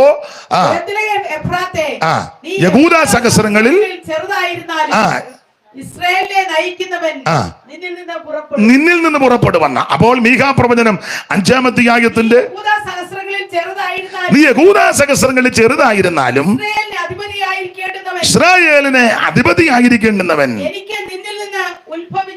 അപ്പോൾ ഇത് ബേത്ലഹേമിൽ ജനിക്കുമെന്ന് വേറൊരു പ്രവാചകൻ അറിയിച്ചു. കന്യകയിൽ കൂടി ജനിക്കുമെന്ന് യെശയ്യാവ് പറഞ്ഞു. അതൊരു ശിശു നമുക്ക് നൽകപ്പെട്ടിരിക്കുന്നുവെന്ന് 9:6 പറഞ്ഞു. കഴിക്കുന്നത് എന്താന്ന് പറഞ്ഞിട്ടുണ്ട്. അതൊന്നും ഇപ്പം പൊതുവെ പറയാനൊക്കത്തില്ല. തൈരും തേനും. അപ്പൊ കഴിക്കുന്ന ഭക്ഷണം തൈരും തേനും.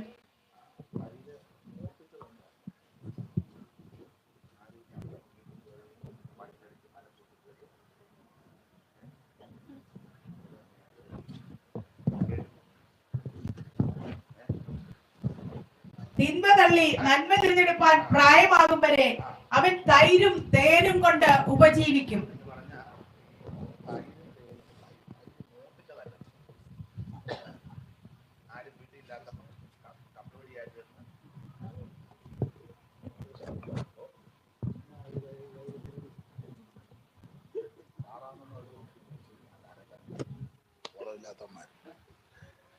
അപ്പൊ ഇത് അടിച്ചു മാറ്റിയതല്ല, പിള്ളേരുടെ ഭാഷയെ പറഞ്ഞ സ്തോത്രം. ആരുമില്ലാത്തപ്പോ കയറി മോട്ടിച്ചതുമല്ല. ആട്ടെ, ഇപ്പൊ അത്രോ പറയുന്നുള്ളൂ. ദൈവത്തിന്റെ മഹത്വം. അവിടുന്ന് ഉന്നതനാകുന്ന ദൈവമാണ്. അപ്പോൾ അവിടുന്ന് ഭക്ഷിക്കുന്ന ഭക്ഷണത്തിന്റെ വിധങ്ങൾ മാത്രമല്ല, അവിടുത്തെ ജനനം, അവിടുത്തെ ജീവിതം, അവിടുത്തെ ശുശ്രൂഷകൾ, ഒടുവിൽ അവിടുത്തെ കഷ്ടാനുഭവങ്ങളിൽ കൂടി കടന്നു പോകുന്ന വിഷയം. 52-ാം അധ്യായത്തിന്റെ ഒടുവിലത്തെ കന്യകയും 53-ാം അധ്യായം മൊത്തം പഠിക്കുമ്പോൾ നമ്മുടെ കർത്താവാകുന്ന യേശു ക്രിസ്തുവിന്റെ കഷ്ടാനുഭവങ്ങൾ, പീഡകൾ, പങ്കപ്പാടുകൾ, വ്യതകൾ, അവിടുന്ന് അനുഭവിക്കുന്ന മനോവേദനകൾ എല്ലാം, അവിടുത്തെ തിരുമരണം, അടക്കുന്നത് എവിടെ, ആമേൻ സ്തോത്രം, അടക്കമെങ്ങനെ, ഇതെല്ലാം അടുക്കടുക്കായി പ്രവചിച്ച പ്രവാചകന യെശയ്യാവ്. മാത്രമാണോ അവിടുത്തെ ഉയർപ്പ്, സ്വർഗാരോഹണം, തിരിച്ചുള്ള വരവ്, 1000 ആണ്ട് വാഴ്ച, ഇതെല്ലാം ആത്മാവിൽ ദർശിച്ച് അടുക്കടുക്കായി പ്രവചിച്ച പ്രവാചക വൈര്യനാണ് യെശയ്യാവ്.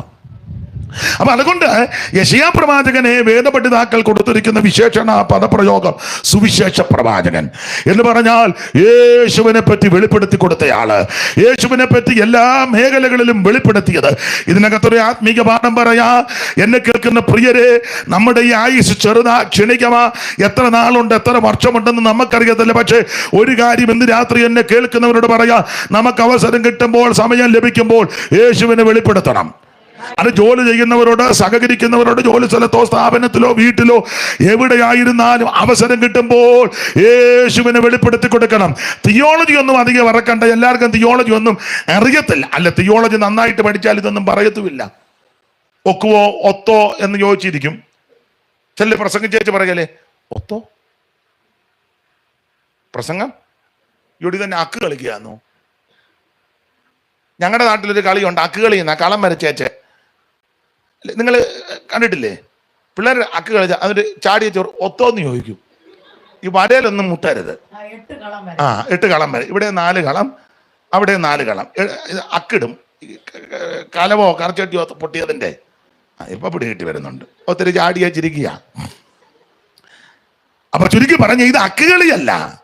നിനക്ക് അറിയാവുന്ന വിധത്തിൽ പറഞ്ഞാൽ മതി, അറിയാവുന്ന ഭാഷയെ പറഞ്ഞാൽ മതി.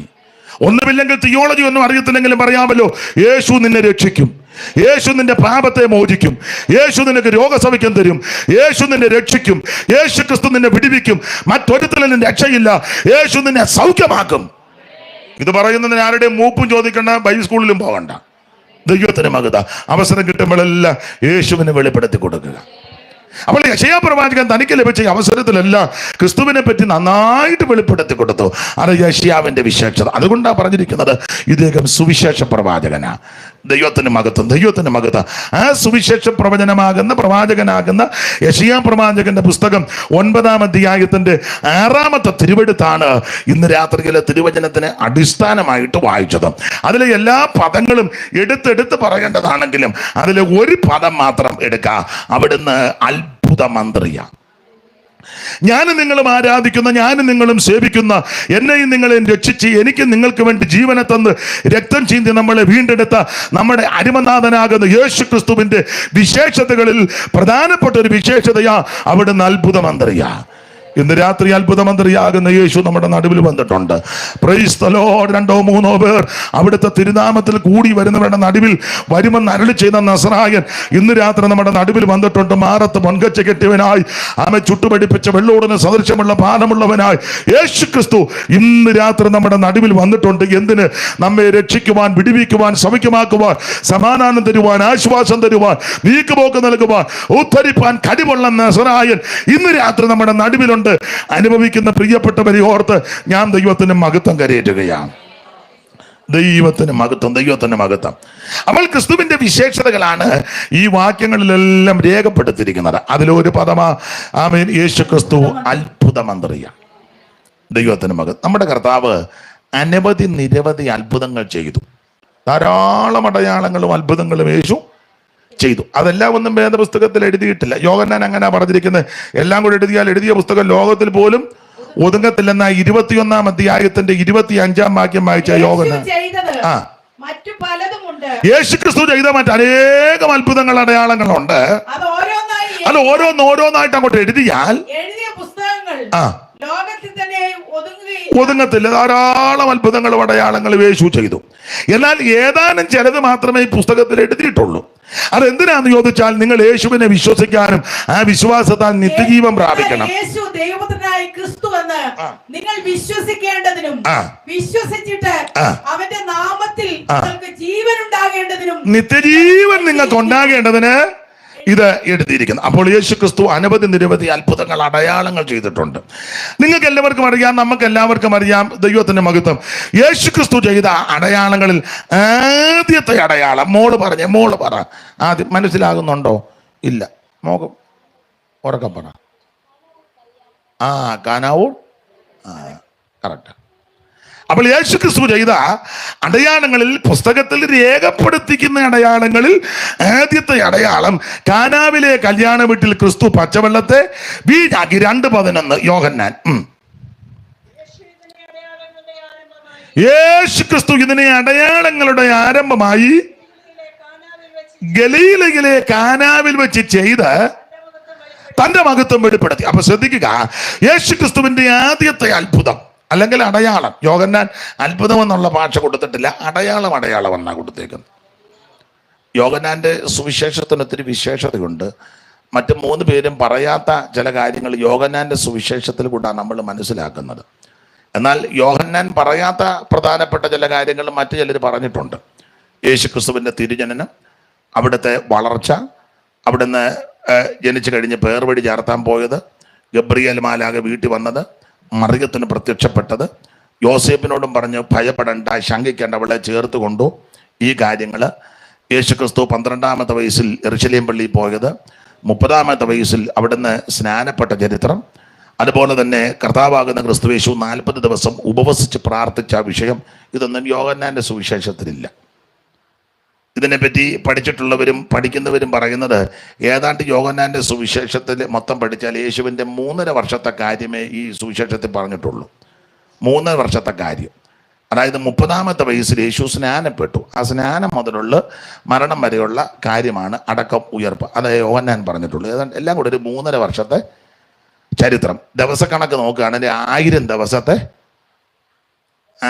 ദിവസത്തെ കാര്യമേ യോഹന്നാന്റെ സുവിശേഷത്തിലുള്ളൂ.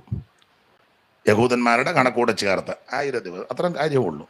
പക്ഷെ അത്ര ഉള്ളെങ്കിലും 21 അധ്യായം എടുത്തു.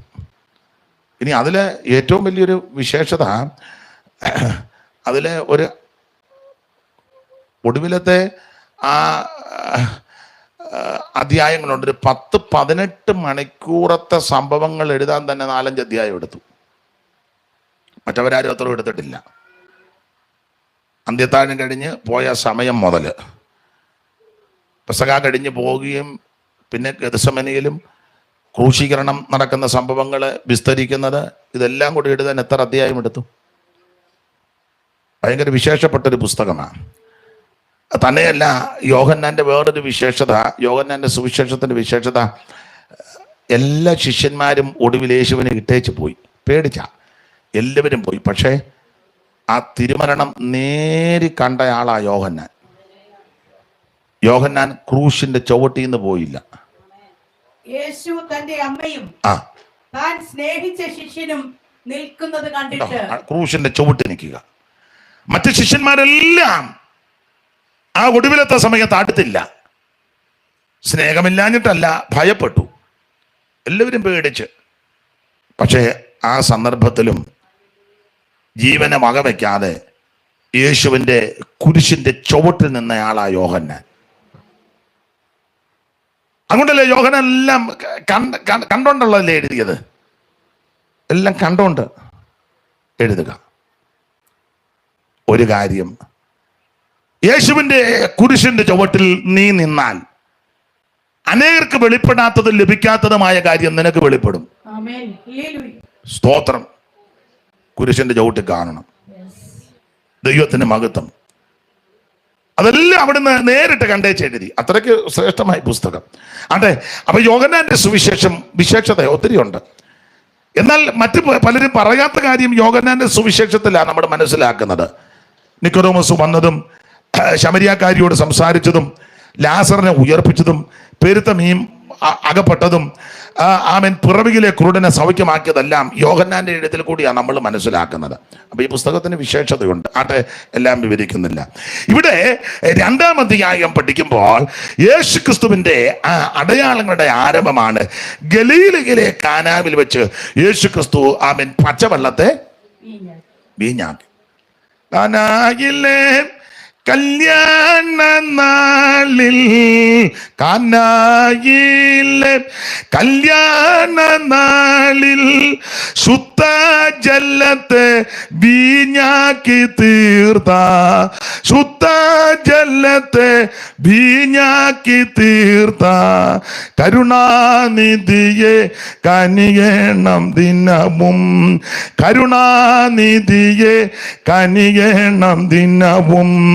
ദേവാദേവാ ത്രിലോകനാഥ, ദേവാദേവാ ത്രിലോക. അപ്പൊ ശ്രദ്ധിക്കുക, ഈ കാനാവിലെ കല്യാണ വീട്ടിൽ ക്രിസ്തു പച്ചവെള്ളത്തെ വീഞ്ഞാക്കി. ചരിത്ര പശ്ചാത്തലം നിങ്ങൾക്കറിയാം. കാനാവിലെ കല്യാണ വീട്, ഈ വീടുമായിട്ട് യേശുവിന് ബന്ധം. ഈ കല്യാണം യോഹന്നാന്റെ കല്യാണം തന്നെയാണ്. യോഹന്നാന്റെ കല്യാണമാണ്. യോഹന്നാന്റെ അമ്മയും യേശുവിൻ്റെ അമ്മയും ജ്യേഷ്ഠത്തി അനുജത്തിയാണ്. യോഹന്നാന്റെ അമ്മ ശലോമി, യേശുവിൻ്റെ അമ്മ മറിയം. ഇവര് സഹോദരിമാരാ. യോഹന്നാന്റെ കല്യാണമാണ്. പക്ഷേ യോഹന്നാന്റെ, ഞാൻ ഇന്നാളും പറഞ്ഞു, നിങ്ങൾക്കും അറിയാം, എല്ലാവർക്കും അറിയാം, യോഹന്നാൻ ഈ സുവിശേഷത്തിൽ തൻ്റെ പേര് വെളിപ്പെടുത്തുന്നില്ല. പേര് വെളിപ്പെടുത്തുന്നേ ഇല്ല. നമ്മളാന്ന് വെളിപ്പെടുത്താവുന്നിടത്തെല്ലാം ഇരുവരും ഒന്നിച്ചോടി മറ്റേ ശിഷ്യൻ, അങ്ങനെയൊക്കെയാ. മറ്റേ ശിഷ്യൻ, ഇത് കണ്ട ശിഷ്യൻ, സ്തോത്രം, അങ്ങനെയൊക്കെയുള്ള പ്രയോഗമാണ്. ഒന്നും നിങ്ങൾ മൊത്തം പിടിച്ചേ, യോഹന്നാന്റെ പേര് വെളിപ്പെടുത്തിയിട്ടില്ല. നമ്മളന്ന് എല്ലാ അധ്യായത്തിലും നമ്മുടെ പേരും പെമ്പളയുടെ പേരും പിള്ളേരുടെ പേരും ഒക്കുന്നെങ്കിൽ നമുക്ക് താല്പര്യമുള്ള 3-4 പേരുടെ, അതിന് തന്നെ നമ്മൾ 2 അധ്യായം എടുക്കും, അല്ലേ? വെക്കാവുന്നിടത്തല്ല പേര് തിരികെ കയറ്റും. ഉണ്ടിട്ടല്ലേ യോഹന്നാന്റെ പേര്, മറഞ്ഞിരിക്കുക. സ്തോത്രം. ഈ കല്യാണം യോഹന്നാന്റെ കല്യാണമാണ്. സ്തോത്രം. വേണേ പറഞ്ഞാൽ മതി, 3-ാം ദിവസം കാനാവിലെ എൻ്റെ കല്യാണം നടന്നപ്പോൾ തർക്കവും ഇല്ലായിരുന്നു, ഇല്ലേ? നമ്മളന്ന് അങ്ങനെ എൻ്റെ കല്യാണം മിണ്ടിയിട്ടില്ല. ഇത് യോഹന്നാന്റെ കല്യാണമാണ്. യോഹന്നാന്റെ അമ്മ ശലോമി, സഹോദരി മറിയം, മറിയത്തിന്റെ മകൻ യേശു. അതുകൊണ്ട് അമ്മ അവിടെ ഉണ്ടായിരുന്നെന്ന് പറഞ്ഞ് യേശുവിനെയും ശിഷ്യന്മാരെയും കല്യാണത്തിന് ക്ഷണിച്ചു. ശിഷ്യന്മാരെയും കൂടെ വിളിച്ചു. സഹോദരൻ്റെ കല്യാണം വന്നിട്ടും പറഞ്ഞു അവർക്കറിയാം യേശു എവിടെ പോയാലും ശിഷ്യന്മാർ ഉണ്ടെന്ന്. അതുകൊണ്ട് അവരെയും കൂടെ ക്ഷണിച്ചു. ക്ഷണിച്ചെങ്കിലേ പോകാവൂ കല്യാണത്തിന്. മരണ വീട്ടിലൊന്നും ക്ഷണിക്കണ്ട. അയ്യോ തങ്കച്ചൻ മരിച്ച എന്നോട് പറഞ്ഞില്ല അതുകൊണ്ട് ഞാൻ വരുന്നില്ല, അത് വേണ്ട, ഒക്കത്തില്ല. കല്യാണത്തിന് ക്ഷണിച്ചെങ്കിലേ ആട്ടെ, ഇടയ്ക്ക് കയറി പറഞ്ഞതേ ഉള്ളൂ. പിന്നെ അതുപോലെ ആത്മബന്ധവും സുഹൃത്ത് ബന്ധവും ഒക്കെ ഉള്ളവർ ചിലപ്പം വിട്ടുപോയെന്നും വരാം, അങ്ങനെയൊക്കെ സംഭവിക്കാറുണ്ട്. ചില തിരക്കിനിടെ മറന്നു പോകും. നമുക്കറിയാം അവർ നമ്മളെ വിളിക്കേണ്ടവരാ, നമുക്ക് കടപ്പാടും വേണ്ടപ്പെട്ടതുമാ. അപ്പം അത് വാശി പിടിച്ചിരിക്കരുത്. സ്തോത്രം. വേണേ തലേന്ന് ഒന്ന് അങ്ങോട്ട് വിളിച്ചേര് അറിഞ്ഞെങ്കിൽ. ചില അറിഞ്ഞാലും പമ്മി ഇരിക്കും വിളിക്കാൻ. നോക്കട്ടെ അവൻ വിളിക്കുമോ ഇല്ലയോ എന്ന് എനിക്കൊന്ന്, അവനിവിടെ വന്ന് ചോറ് തിന്ന് വെച്ച് പോയവൻ അവന് നന്ദിയുണ്ടോ ഇല്ലയോ എന്ന് ഇതിനാൽ അറിയാം. അങ്ങനല്ല, എന്തോ ഉണ്ട് ലോകം. അന്നേരം ചിലപ്പോൾ അവർ എൻ്റെ അമ്മാമ്മ അച്ചായ എന്നോട് ക്ഷമിക്കണം, ഞാൻ ഈ തിരക്കിനിടെ ഈ കല്യാണം നടത്തിയിട്ടുള്ളവരോട് ചോദിക്കണം എന്ത് ബത്തപ്പാടാണെന്നറിയാം. ഒത്തിരി ബത്തപ്പാട്. ചിലപ്പോൾ നമുക്ക് അടുത്തവരെ ആയിരിക്കും ചിലപ്പം മറന്നു പോകും. അങ്ങനെ ആത്മാർത്ഥതയുണ്ടെങ്കിൽ അവർ ഒന്ന് വിളിച്ചേക്കണം. എന്തോ എന്നെ മറന്നോ, ചിലപ്പോൾ അവർ ക്ഷമ പറയും. യോന് കുഴപ്പമില്ല, ഞാൻ നാളെ വന്നോളാം. അതൊക്കെയാ ദൈവസ്നേഹവും മര്യാദയും. ഇത് അറിഞ്ഞാലും മിണ്ടാതിരിക്കും. വിളിക്കുമോ ഇല്ലയോ എന്ന് എനിക്കൊന്ന് അറിയണം. ഇവരും ബന്ധിക്കോസ് അവരും ബന്ധിക്കോസ്. അവസാനം വിളിച്ചില്ലെങ്കിൽ പിന്നെ അവരെ കാണുമ്പോൾ മിണ്ടുകയില്ല. ഒരു 50 പേരോട് അതൊന്നും ഒരു നല്ല സ്വഭാവമാണെന്ന് എനിക്ക് തോന്നുന്നില്ല. ഇപ്പം നിങ്ങൾ ചിന്തിക്കുക തനിക്ക് തോന്നുന്നതാണോ ഞങ്ങൾ ചെയ്യേണ്ടത് എന്ന് നിങ്ങൾ ചിലപ്പം പറയുന്നില്ലെങ്കിലും ഹൃദയത്തിൽ ചിന്തിച്ചു കാണും. എന്തായാലും കൊള്ളാം, യേശുവിനെയും ശിഷ്യന്മാരെയും ഈ കല്യാണത്തിന് ക്ഷണിച്ചു, അവരുമുണ്ട്. ഇനി ഈ കല്യാണ വീട് ഇത് ഗലീലയിലെ കാനാവിൽ നടക്കുന്ന കല്യാണമാണ്. ദൈവത്തിന് മഹത്വം. ഇനി ചരിത്രം പുറകോട്ടിറങ്ങി പഠിച്ചാൽ ഈ സ്ഥലത്ത് ദൈവത്തിന്റെ പ്രവൃത്തി വെളിപ്പെടണം എന്നുള്ളത് ദൈവത്തിന്റെ മുൻനിർണയമാണ്. നമുക്ക് ചില വിഷയങ്ങൾ വരുമ്പോൾ ഇതെന്നാ ഇങ്ങനെ സംഭവിച്ചത്, അയ്യോ ഇതെന്നാ ഇങ്ങനെ വന്നത്, ഇതെന്താ നമ്മൾ ഇത്രയും പ്രാർത്ഥിച്ചു ആരാധിച്ചു ഉപവസിച്ചിട്ടുമൊക്കെ ഇങ്ങനെയാണല്ലോ സംഭവിച്ചത് നമുക്ക് തോന്നും. പക്ഷേ ദൈവത്തിന്റെ പദ്ധതി അവിടെ വെളിപ്പെടാനാ. നിങ്ങൾ രക്ഷിക്കപ്പെട്ടു, മാനസാന്തരപ്പെട്ടു, രക്ഷിക്കപ്പെട്ടു, സ്നാനപ്പെട്ടു, അഭിഷേകം പ്രാപിച്ചു. നിങ്ങളാലാവും വിധം കർത്താവിനെ ഉണ്മയോടെ ആരാധിക്കുകയും സേവിക്കുകയും സ്നേഹിക്കുകയും ചെയ്യുക. എങ്കിലും നിങ്ങളുടെ കുടുംബത്തിൽ, ജീവിതത്തിൽ, കുഞ്ഞുങ്ങളുടെ മേൽ, ശുശ്രൂഷയിൽ, കുടുംബ ജീവിതത്തിൽ ചില വൈതരണങ്ങളും പ്രശ്നങ്ങളും വരുമ്പോൾ മാനുഷികമായി നമ്മൾ ചിന്തിക്കും, യോ ഞാനിതെല്ലാം ചെയ്തിട്ടും പിന്നെ ഇങ്ങനെയാണല്ലോ സംഭവിക്കുന്നത്. തളർന്നു പോകരുത്. അതിന്റെ നടുവിൽ ദൈവത്തിന്റെ പദ്ധതി നടക്കാനുണ്ട്. Praise the Lord. കല്യാണ വീടല്ലേ, അവർക്കറിയരുതോ വരുന്നവർക്ക് വീഞ്ഞു കൊടുക്കണമെന്ന്? അവർക്കറിയാമല്ലോ അവരെ യഥോചിതം സൽക്കരിക്കണമെന്ന്. പിന്നെ എന്തുകൊണ്ട് ഇത് സംഭവിച്ചു? ദൈവത്തിന്റെ പദ്ധതിയുണ്ട്. സ്തോത്രം. ഉടനെ അവിടെ നിന്ന് പിണങ്ങി പോകുകയും പാടി നമുക്ക് ഇവിടെ കഞ്ഞിയും കൂട്ടാനും ഒന്നും ഇല്ല, പോയേക്കാം, ഇനി വെറുതെ ഇവിടെ കുത്തിയിരുന്നിട്ടും വലിയ കാര്യമൊന്നും. ഞാൻ നിന്നോട് പറഞ്ഞ ആദ്യത്തെ പന്തിക്ക് ഇരിക്കണമെന്ന്. എന്തായാലും പിന്നെ വർത്താനം പറഞ്ഞു നിന്ന് അവസാനം ഇപ്പം ഒരുത്തനായിട്ട് ഇറങ്ങി വന്ന് പറഞ്ഞ് ഇനി സാമ്പാറും തീർന്നു, കഞ്ഞിവെള്ളം ഭാഗ്യം കൂടെ കോരി ഒഴിച്ച് കലക്കുന്നുണ്ടെന്നാ പറഞ്ഞത്. ഇനി അതിലപ്പോൾ വയറ്റി പിടിക്കുമോന്ന് അറിയത്തില്ല, നമുക്ക് പോയേക്കാം. അങ്ങോട്ട് പോകുമ്പോൾ ഹോട്ടലിൽ വല്ലതും കിട്ടുകയാന്നേ തിന്നാ. ഉടനെ ഭർത്താവ് പറഞ്ഞത് ഇനി ഇങ്ങനത്തെ നാണം കെട്ട കേസിന് എന്നെ വിളിച്ചോണ്ട് നമ്മൾ കലക്കാവുന്നതിൻ്റെ പരമാവധി കലക്കും, ആ വീട്ടുകാരെ നാണം കെടുത്തുകയും ചെയ്യും. വേണേ എന്നൊക്കെ സാമ്പാർ കലത്തിൻ്റെ ഫോട്ടോ എടുത്ത് വരാനുള്ളവർക്ക് കൂടെ അയച്ചു, അവർക്ക് അയച്ചു ഇങ്ങോട്ട് വരേണ്ടതാണ്ട് ഇതാ കാലം. അവരെ നമ്മൾ നശിപ്പിക്കാവുന്നതിൻ്റെ അതല്ലേ ഇപ്പം ആത്മീക ലോകത്ത് നടക്കും. ഒരുത്തന്നെ എന്തെങ്കിലും ഒരു അപാകതയോ ഒരു ഒരു ഒരു ഒരു പ്രയാസം വന്ന ഉടനെ അവനെ നശിപ്പിക്കല്ലേ, തകർക്കുകയല്ലേ നിന്ന്. സ്തോത്രം. എന്നുവെച്ച് സ്റ്റേജിൽ കയറി പറയോ ആത്മാക്കൾ നശിക്കുന്നത്. എടാ വന്നവനെ നിലനിർത്താദ്യം. ഇതിനകത്ത് വന്നവനെ ഒന്ന് പിന്നെയും പോകും ആന്ധ്രായിക്ക് ഈ ചൂടും പിടിച്ചു.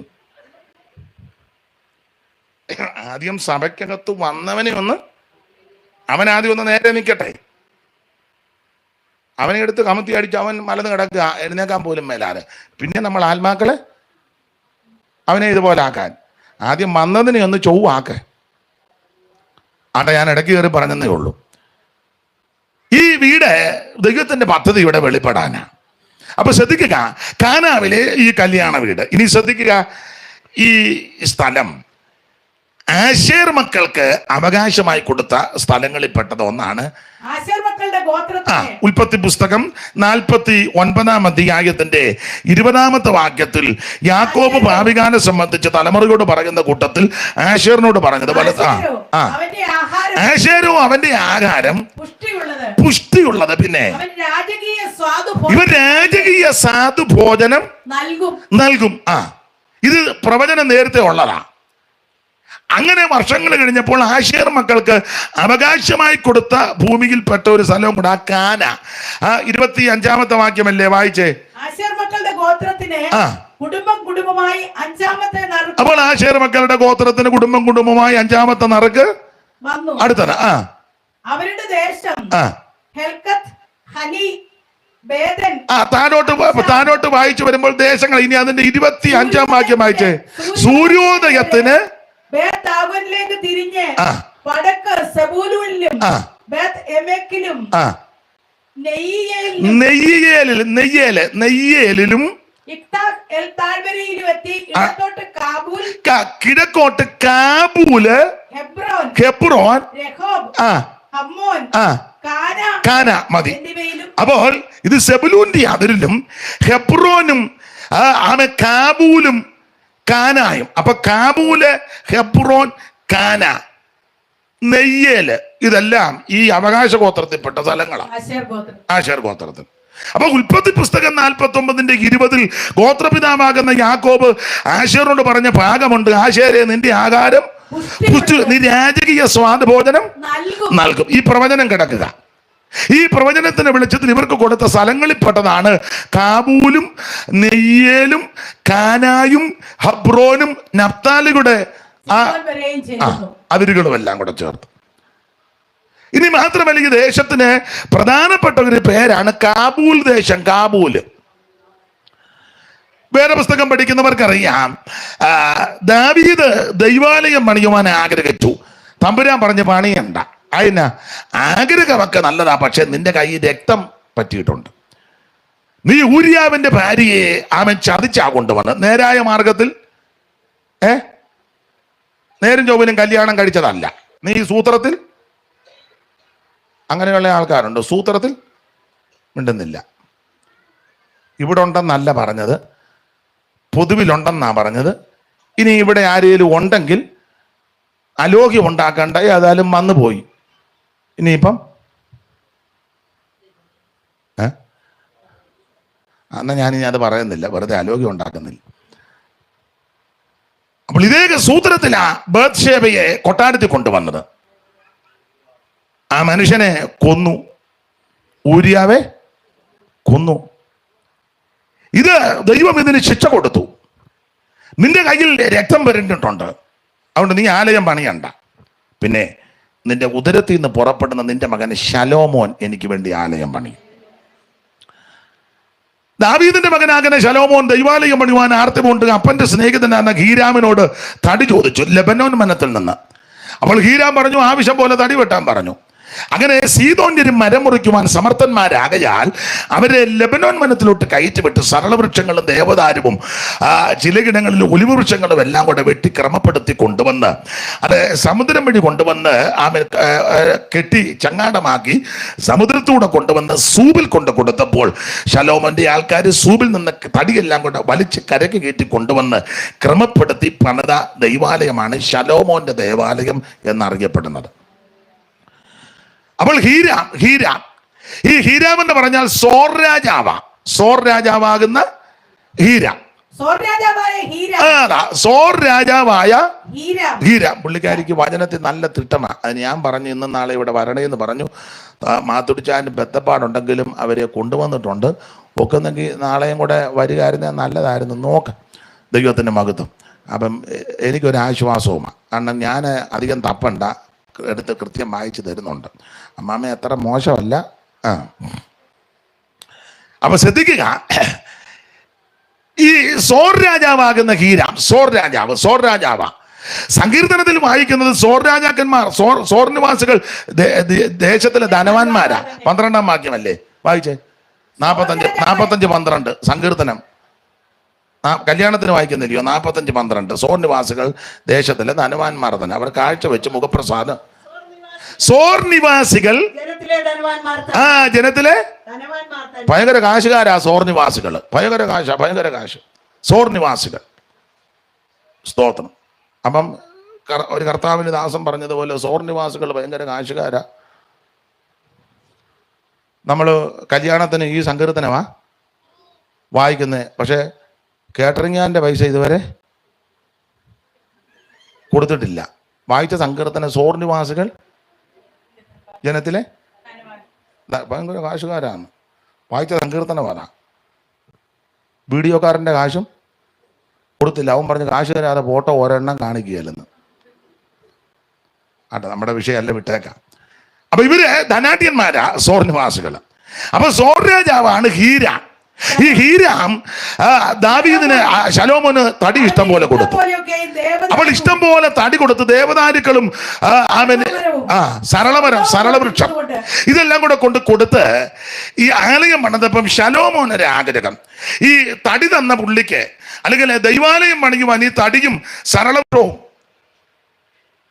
സരളവൃക്ഷവും ദേവദാരും ഒക്കെ തന്ന ഈ രാജാവിന് എന്തെങ്കിലും പാരിതോഷികം കൊടുക്കണം. അതൊരു ന്യായമല്ലേ? അപ്പോൾ ശലോമോൻ രാജാവ് വലിയ ബുദ്ധിമാനാ, ഭയങ്കര അതിബുദ്ധിയാ. അത് ദൈവം കൊടുത്ത ബുദ്ധിയാ. ബുദ്ധിമാനായ രാജാവ് ഈ സോർ രാജാവിന് ശലോമോൻ 20 പട്ടണം കൊടുത്തു. 20 പട്ടണം. അടുത്ത ഇനി ആ 9:10 മുതൽ വായിച്ചു.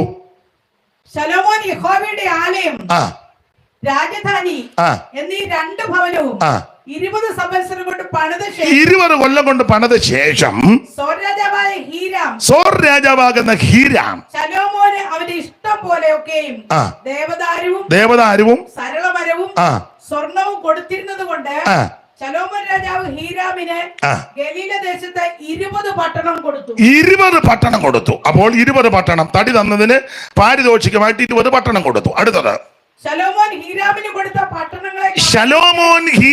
കൊടുത്ത പട്ടണങ്ങളെ കാണേണ്ടതിന് അവൻ സോറിൽ നിന്ന് വന്നു. കാശുള്ളവനാ, കാശുകാര, എന്നാലും പുള്ളി വന്നു.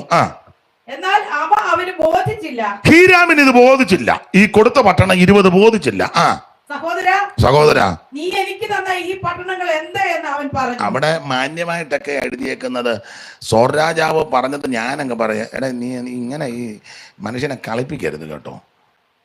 ഞാൻ നിനക്ക് വെട്ടിപ്പൊന്നും കാണിക്കാതെ സരളവൃക്ഷവും ദേവദാരും ഒക്കെ ഇഷ്ടം പോലെ തന്നത്, നീ എന്നെ മനഃപൂർവ്വം കളിപ്പിച്ചില്ലേ?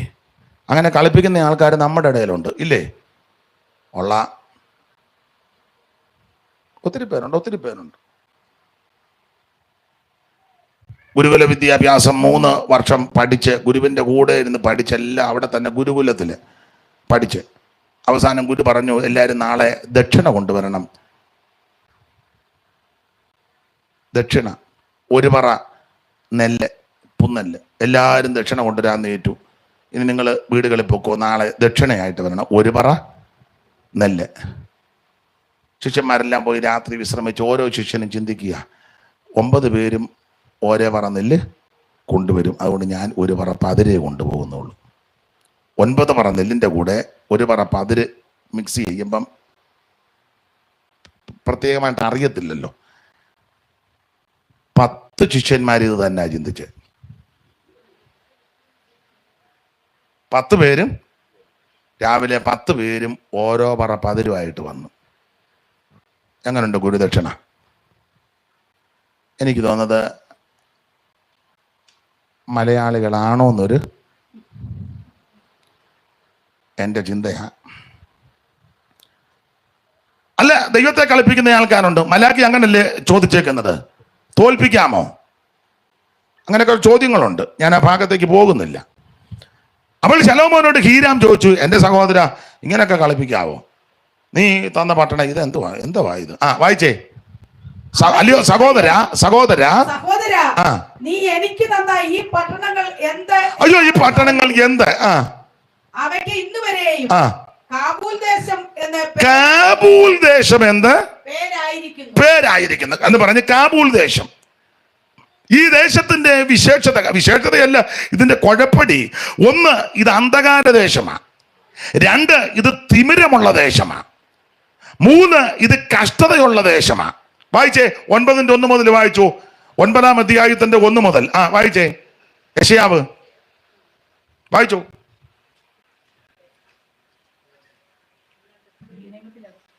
എന്നാൽ കഷ്ടതയിലിരുന്ന ജനത്തിന് തിമിരം നൽകി എന്നാൽ കഷ്ടതയിൽ ഇരുന്ന ദേശത്തിന് ഈ ദേശത്തിന്റെ കുഴപ്പടി 1 കഷ്ടതയുടെ ദേശം, 2 അല്ലല്ല കഷ്ടതയിലിരുന്ന ദേശത്തിന് 2 തിമിരമുള്ള ദേശം, 3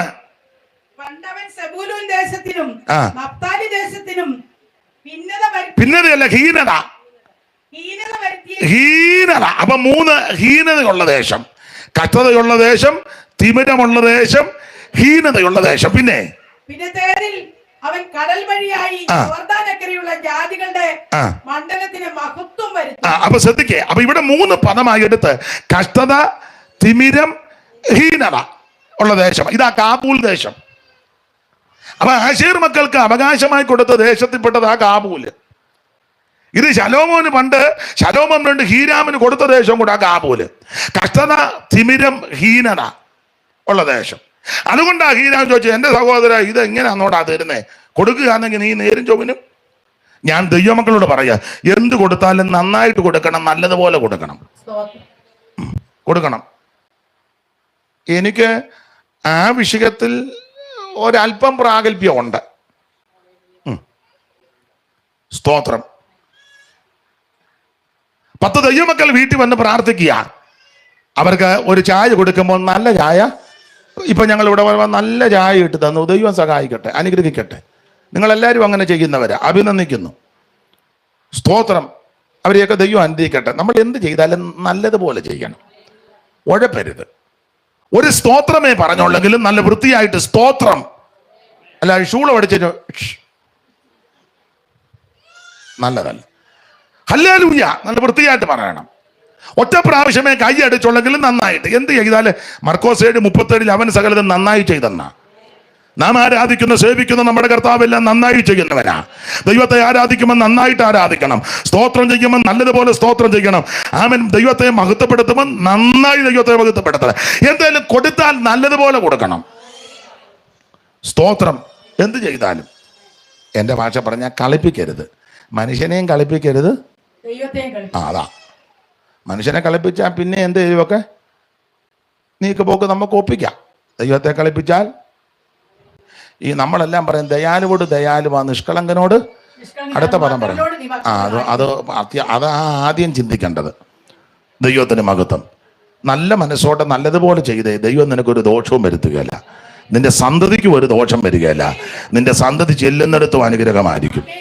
അപ്പൊ ഈ ദേശത്തിന്റെ കുഴപ്പടികളാ ഇത്. കഷ്ടത, തിമിരം, ഹീനത ഉള്ള ദേശം. അതുകൊണ്ടാ ഹീരാൻ ചോദിച്ചു, സഹോദര എന്തുവാ ഈ ദേശം? ഇതാണോ എനിക്ക് തരുന്നത്? ഇങ്ങനെയുള്ള ദേശം. ദൈവത്തിന് മഹത്വം. ഈ ദേശമാണ് കാബൂൽ ദേശം. സ്തോത്രം.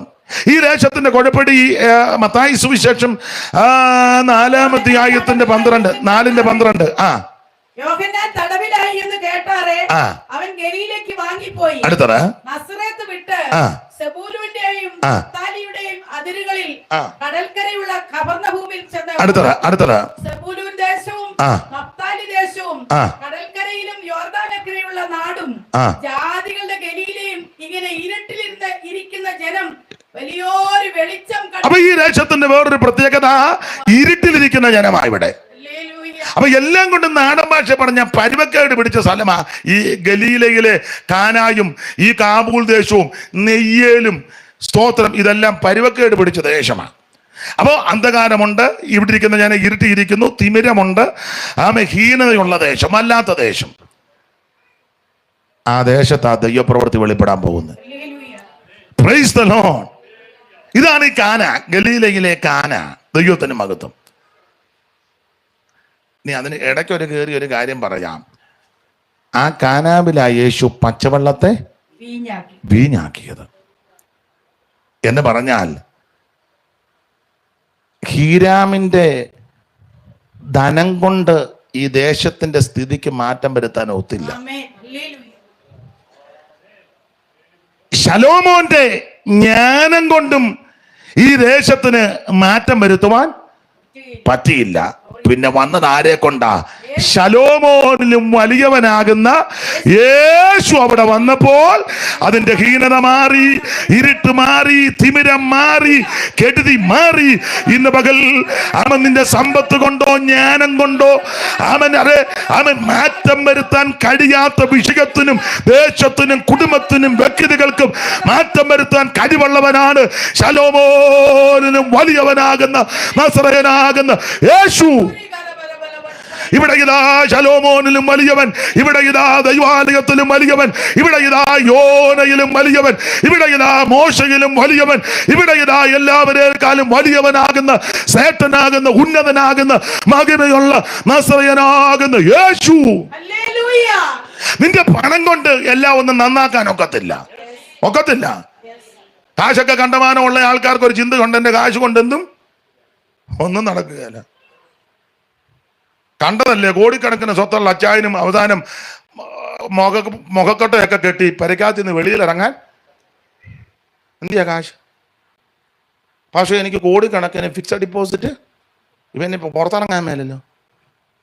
അനുഭവിച്ചതല്ലേ. കോടിക്കണക്കിനുള്ള ആളും അവസാനം വെന്റിലേറ്ററിൽ കിടന്ന് കോടി അവിടെയും കിടക്കുക, പുള്ളി ഇവിടെയും കിടക്കുക. ഇറ്റി വെള്ളം കൊടുക്കാൻ പോലും പെമ്പളയ്ക്ക് പോലും അകത്ത്. എന്തിനാ ദൂരോട്ട് പോകണ്ട? ആണ്ടിരിക്കുന്ന തോമാച്ചൻ ദൂരോട്ടൊന്നും പോകണ്ടല്ലോ. മാന്യമായിട്ടും ന്യായമായിട്ടും ഒക്കെ ഭദ്രതയുള്ള ആളാ തോമാച്ചൻ. എഴുന്നേറ്റ് വന്ന് എല്ലാവരും ഒന്ന് കാണട്ടെ. അല്ല പിന്നെ എന്തിനാ കള്ളം വേണം? ഇന്നത്തെ രീതി അനുസരിച്ച് ബാംഗ്ലൂരിലെ വീടും ചുറ്റുപാടും ഒക്കെ വിറ്റാൽ ഉണ്ട്. സ്തോത്രം. ന്യായമായിട്ടില്ലയോ? ഇഷ്ടം പോലെ ഉണ്ട്. സ്തോത്രം. അല്ല, അത് ഗതികേട് പിടിച്ചവനല്ല. വെന്റിലേറ്ററിൽ എത്ര ദിവസം കിടന്നു? 52 ദിവസം.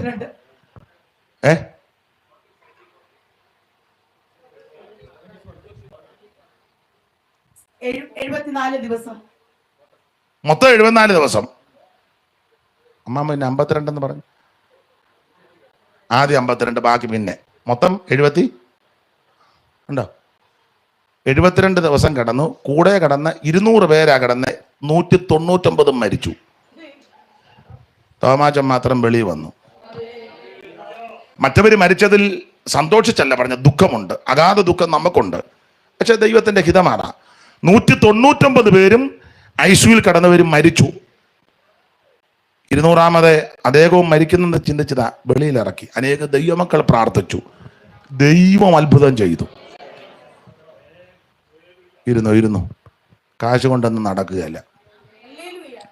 Praise the Lord. പണം കൊണ്ടൊന്നും നടക്കുകയല്ലെന്ന്. ഹീരാമിന്റെ ധനം കൊണ്ട് ഈ ദേശത്തിന്റെ ഹീനത മാറ്റാനൊത്തില്ല, ഇരുട്ട് മാറ്റാനൊത്തില്ല. സ്തോത്രം. ഇതിന്റെ തിമിരം മാറ്റാനൊത്തില്ല. എന്നാൽ തിമിരം മാറ്റുവാൻ, ഹീനത മാറ്റുവാൻ, ഇരുട്ട് മാറ്റുവാൻ കഴിവുള്ള ഒരുവനുണ്ട്, നസറേയനാകുന്ന യേശു. ഇന്ന് രാത്രി ആ യേശുവിന്റെ അടുക്കൽ നീ മുട്ടുമടക്ക്. യേശുവിന് ഹൃദയം കൊടുക്ക്. യേശുവിനെ രക്ഷിതാവായി സ്വീകരിക്ക്. യേശുവിന് അടിയറവ് പറ. യേശുവിനായി സമർപ്പിക്ക്. യേശുവിനായി ജീവിക്ക്. നിന്റെ ഹീനത മാറ്റി, പരാജയം മാറ്റി, നിരാശ മാറ്റി, തകർച്ച മാറ്റി, പാളിച്ച മാറ്റി, ജീവിതത്തെ ധന്യമാക്കുവാൻ, നിന്നെ രക്ഷപ്പെടുത്തുവാൻ, നിന്നെ സഹായിപ്പാൻ കഴിവുള്ള യേശു ക്രിസ്തു ഇന്ന് രാത്രി നമ്മുടെ നടുവിലുണ്ട്. അനുഭവിക്കുന്ന ദൈവമക്കൾ ഇന്ന് രാത്രി ദൈവത്തിന് മഹത്വം കൊടുക്കുക. ദൈവത്തിന് മഹത്വം. ഉടമന തലപടമല തിരിപ്പിക ബലപടമന. യേശു വന്നിട്ടുണ്ട്. നിന്നെ വിടുവിക്കുവാൻ, നിന്നെ രക്ഷിക്കുവാൻ, നിന്നെ സഹായിപ്പാൻ, നിന്നെ ഉദ്ധരിക്കാൻ കഴിവുള്ള നസറായൻ ഇന്ന് രാത്രി നമ്മുടെ നടുവിൽ വന്നിട്ടുണ്ട്. എന്റെ യേശു ജനിക്കുന്നല്ലവൻ, അവൻ ഇന്നുമെന്ന് മതിയായവൻ. ആപത്തിൽ രോഗത്തിൽ വൻപ്രയാസങ്ങളിൽ മനമേ അവൻ മതിയായവൻ. ആപത്തിൽ രോഗത്തിൽ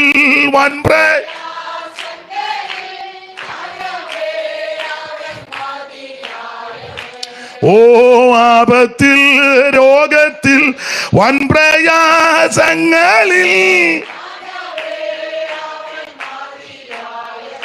കരമുയർത്ത് ദൈവത്തിന് മഹത്വം കൊടുക്കുക.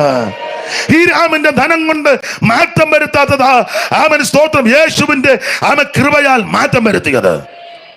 ശലോമോന്റെ ജ്ഞാനം കൊണ്ടും ഈ ദേശത്തിന്റെ ഹീനതയോ തിമിരമൊന്നും മാറ്റാനൊത്തില്ല. പക്ഷെ യേശു വന്നു കഴിഞ്ഞപ്പോൾ ഇരുട്ടിലിരുന്ന ജനം വലിയൊരു വെളിച്ചം കണ്ടു. Glory. പണം കൊണ്ടും പ്രതാപം കൊണ്ടും കുടുംബശ്രേഷ്ഠത കൊണ്ടും നിന്റെ സ്തോത്ര പൊസിഷൻ കൊണ്ടും പൊളിറ്റിക്കൽ ബലം കൊണ്ടും സാമുദായിക ബലം കൊണ്ടും കായബലം കൊണ്ടും നടക്കാത്ത വിഷയം നടത്തി തരുവാൻ കഴിവുള്ള ഒരുവനേ ഉള്ളൂ, യേശു ക്രിസ്തു മാത്രം. മറ്റൊരു തൊഴിലും രക്ഷയില്ല. നാം രക്ഷിക്കപ്പെടുവാൻ ആകാശത്തിന് കീഴിൽ മനുഷ്യരുടെ കിടയിൽ നൽകപ്പെട്ട ഒരേ ഒരു നാമം യേശുവിന്റെ നാമം. കരമുയർത്ത ദൈവത്തെ സ്തുതിക്കുക.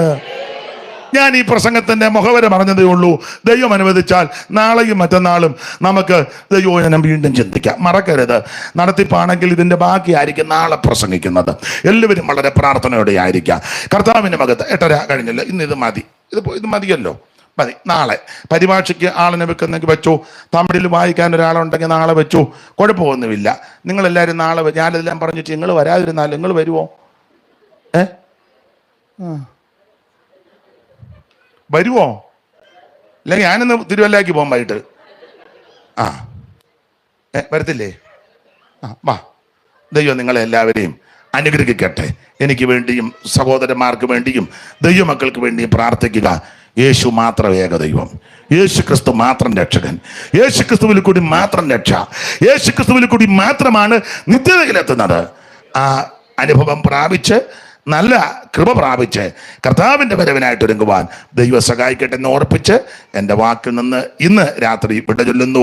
പ്രാർത്ഥിക്കണമെന്ന് അപേക്ഷിക്കുന്നു. ദൈവം നിങ്ങളെല്ലാം അനുഗ്രഹിക്കും.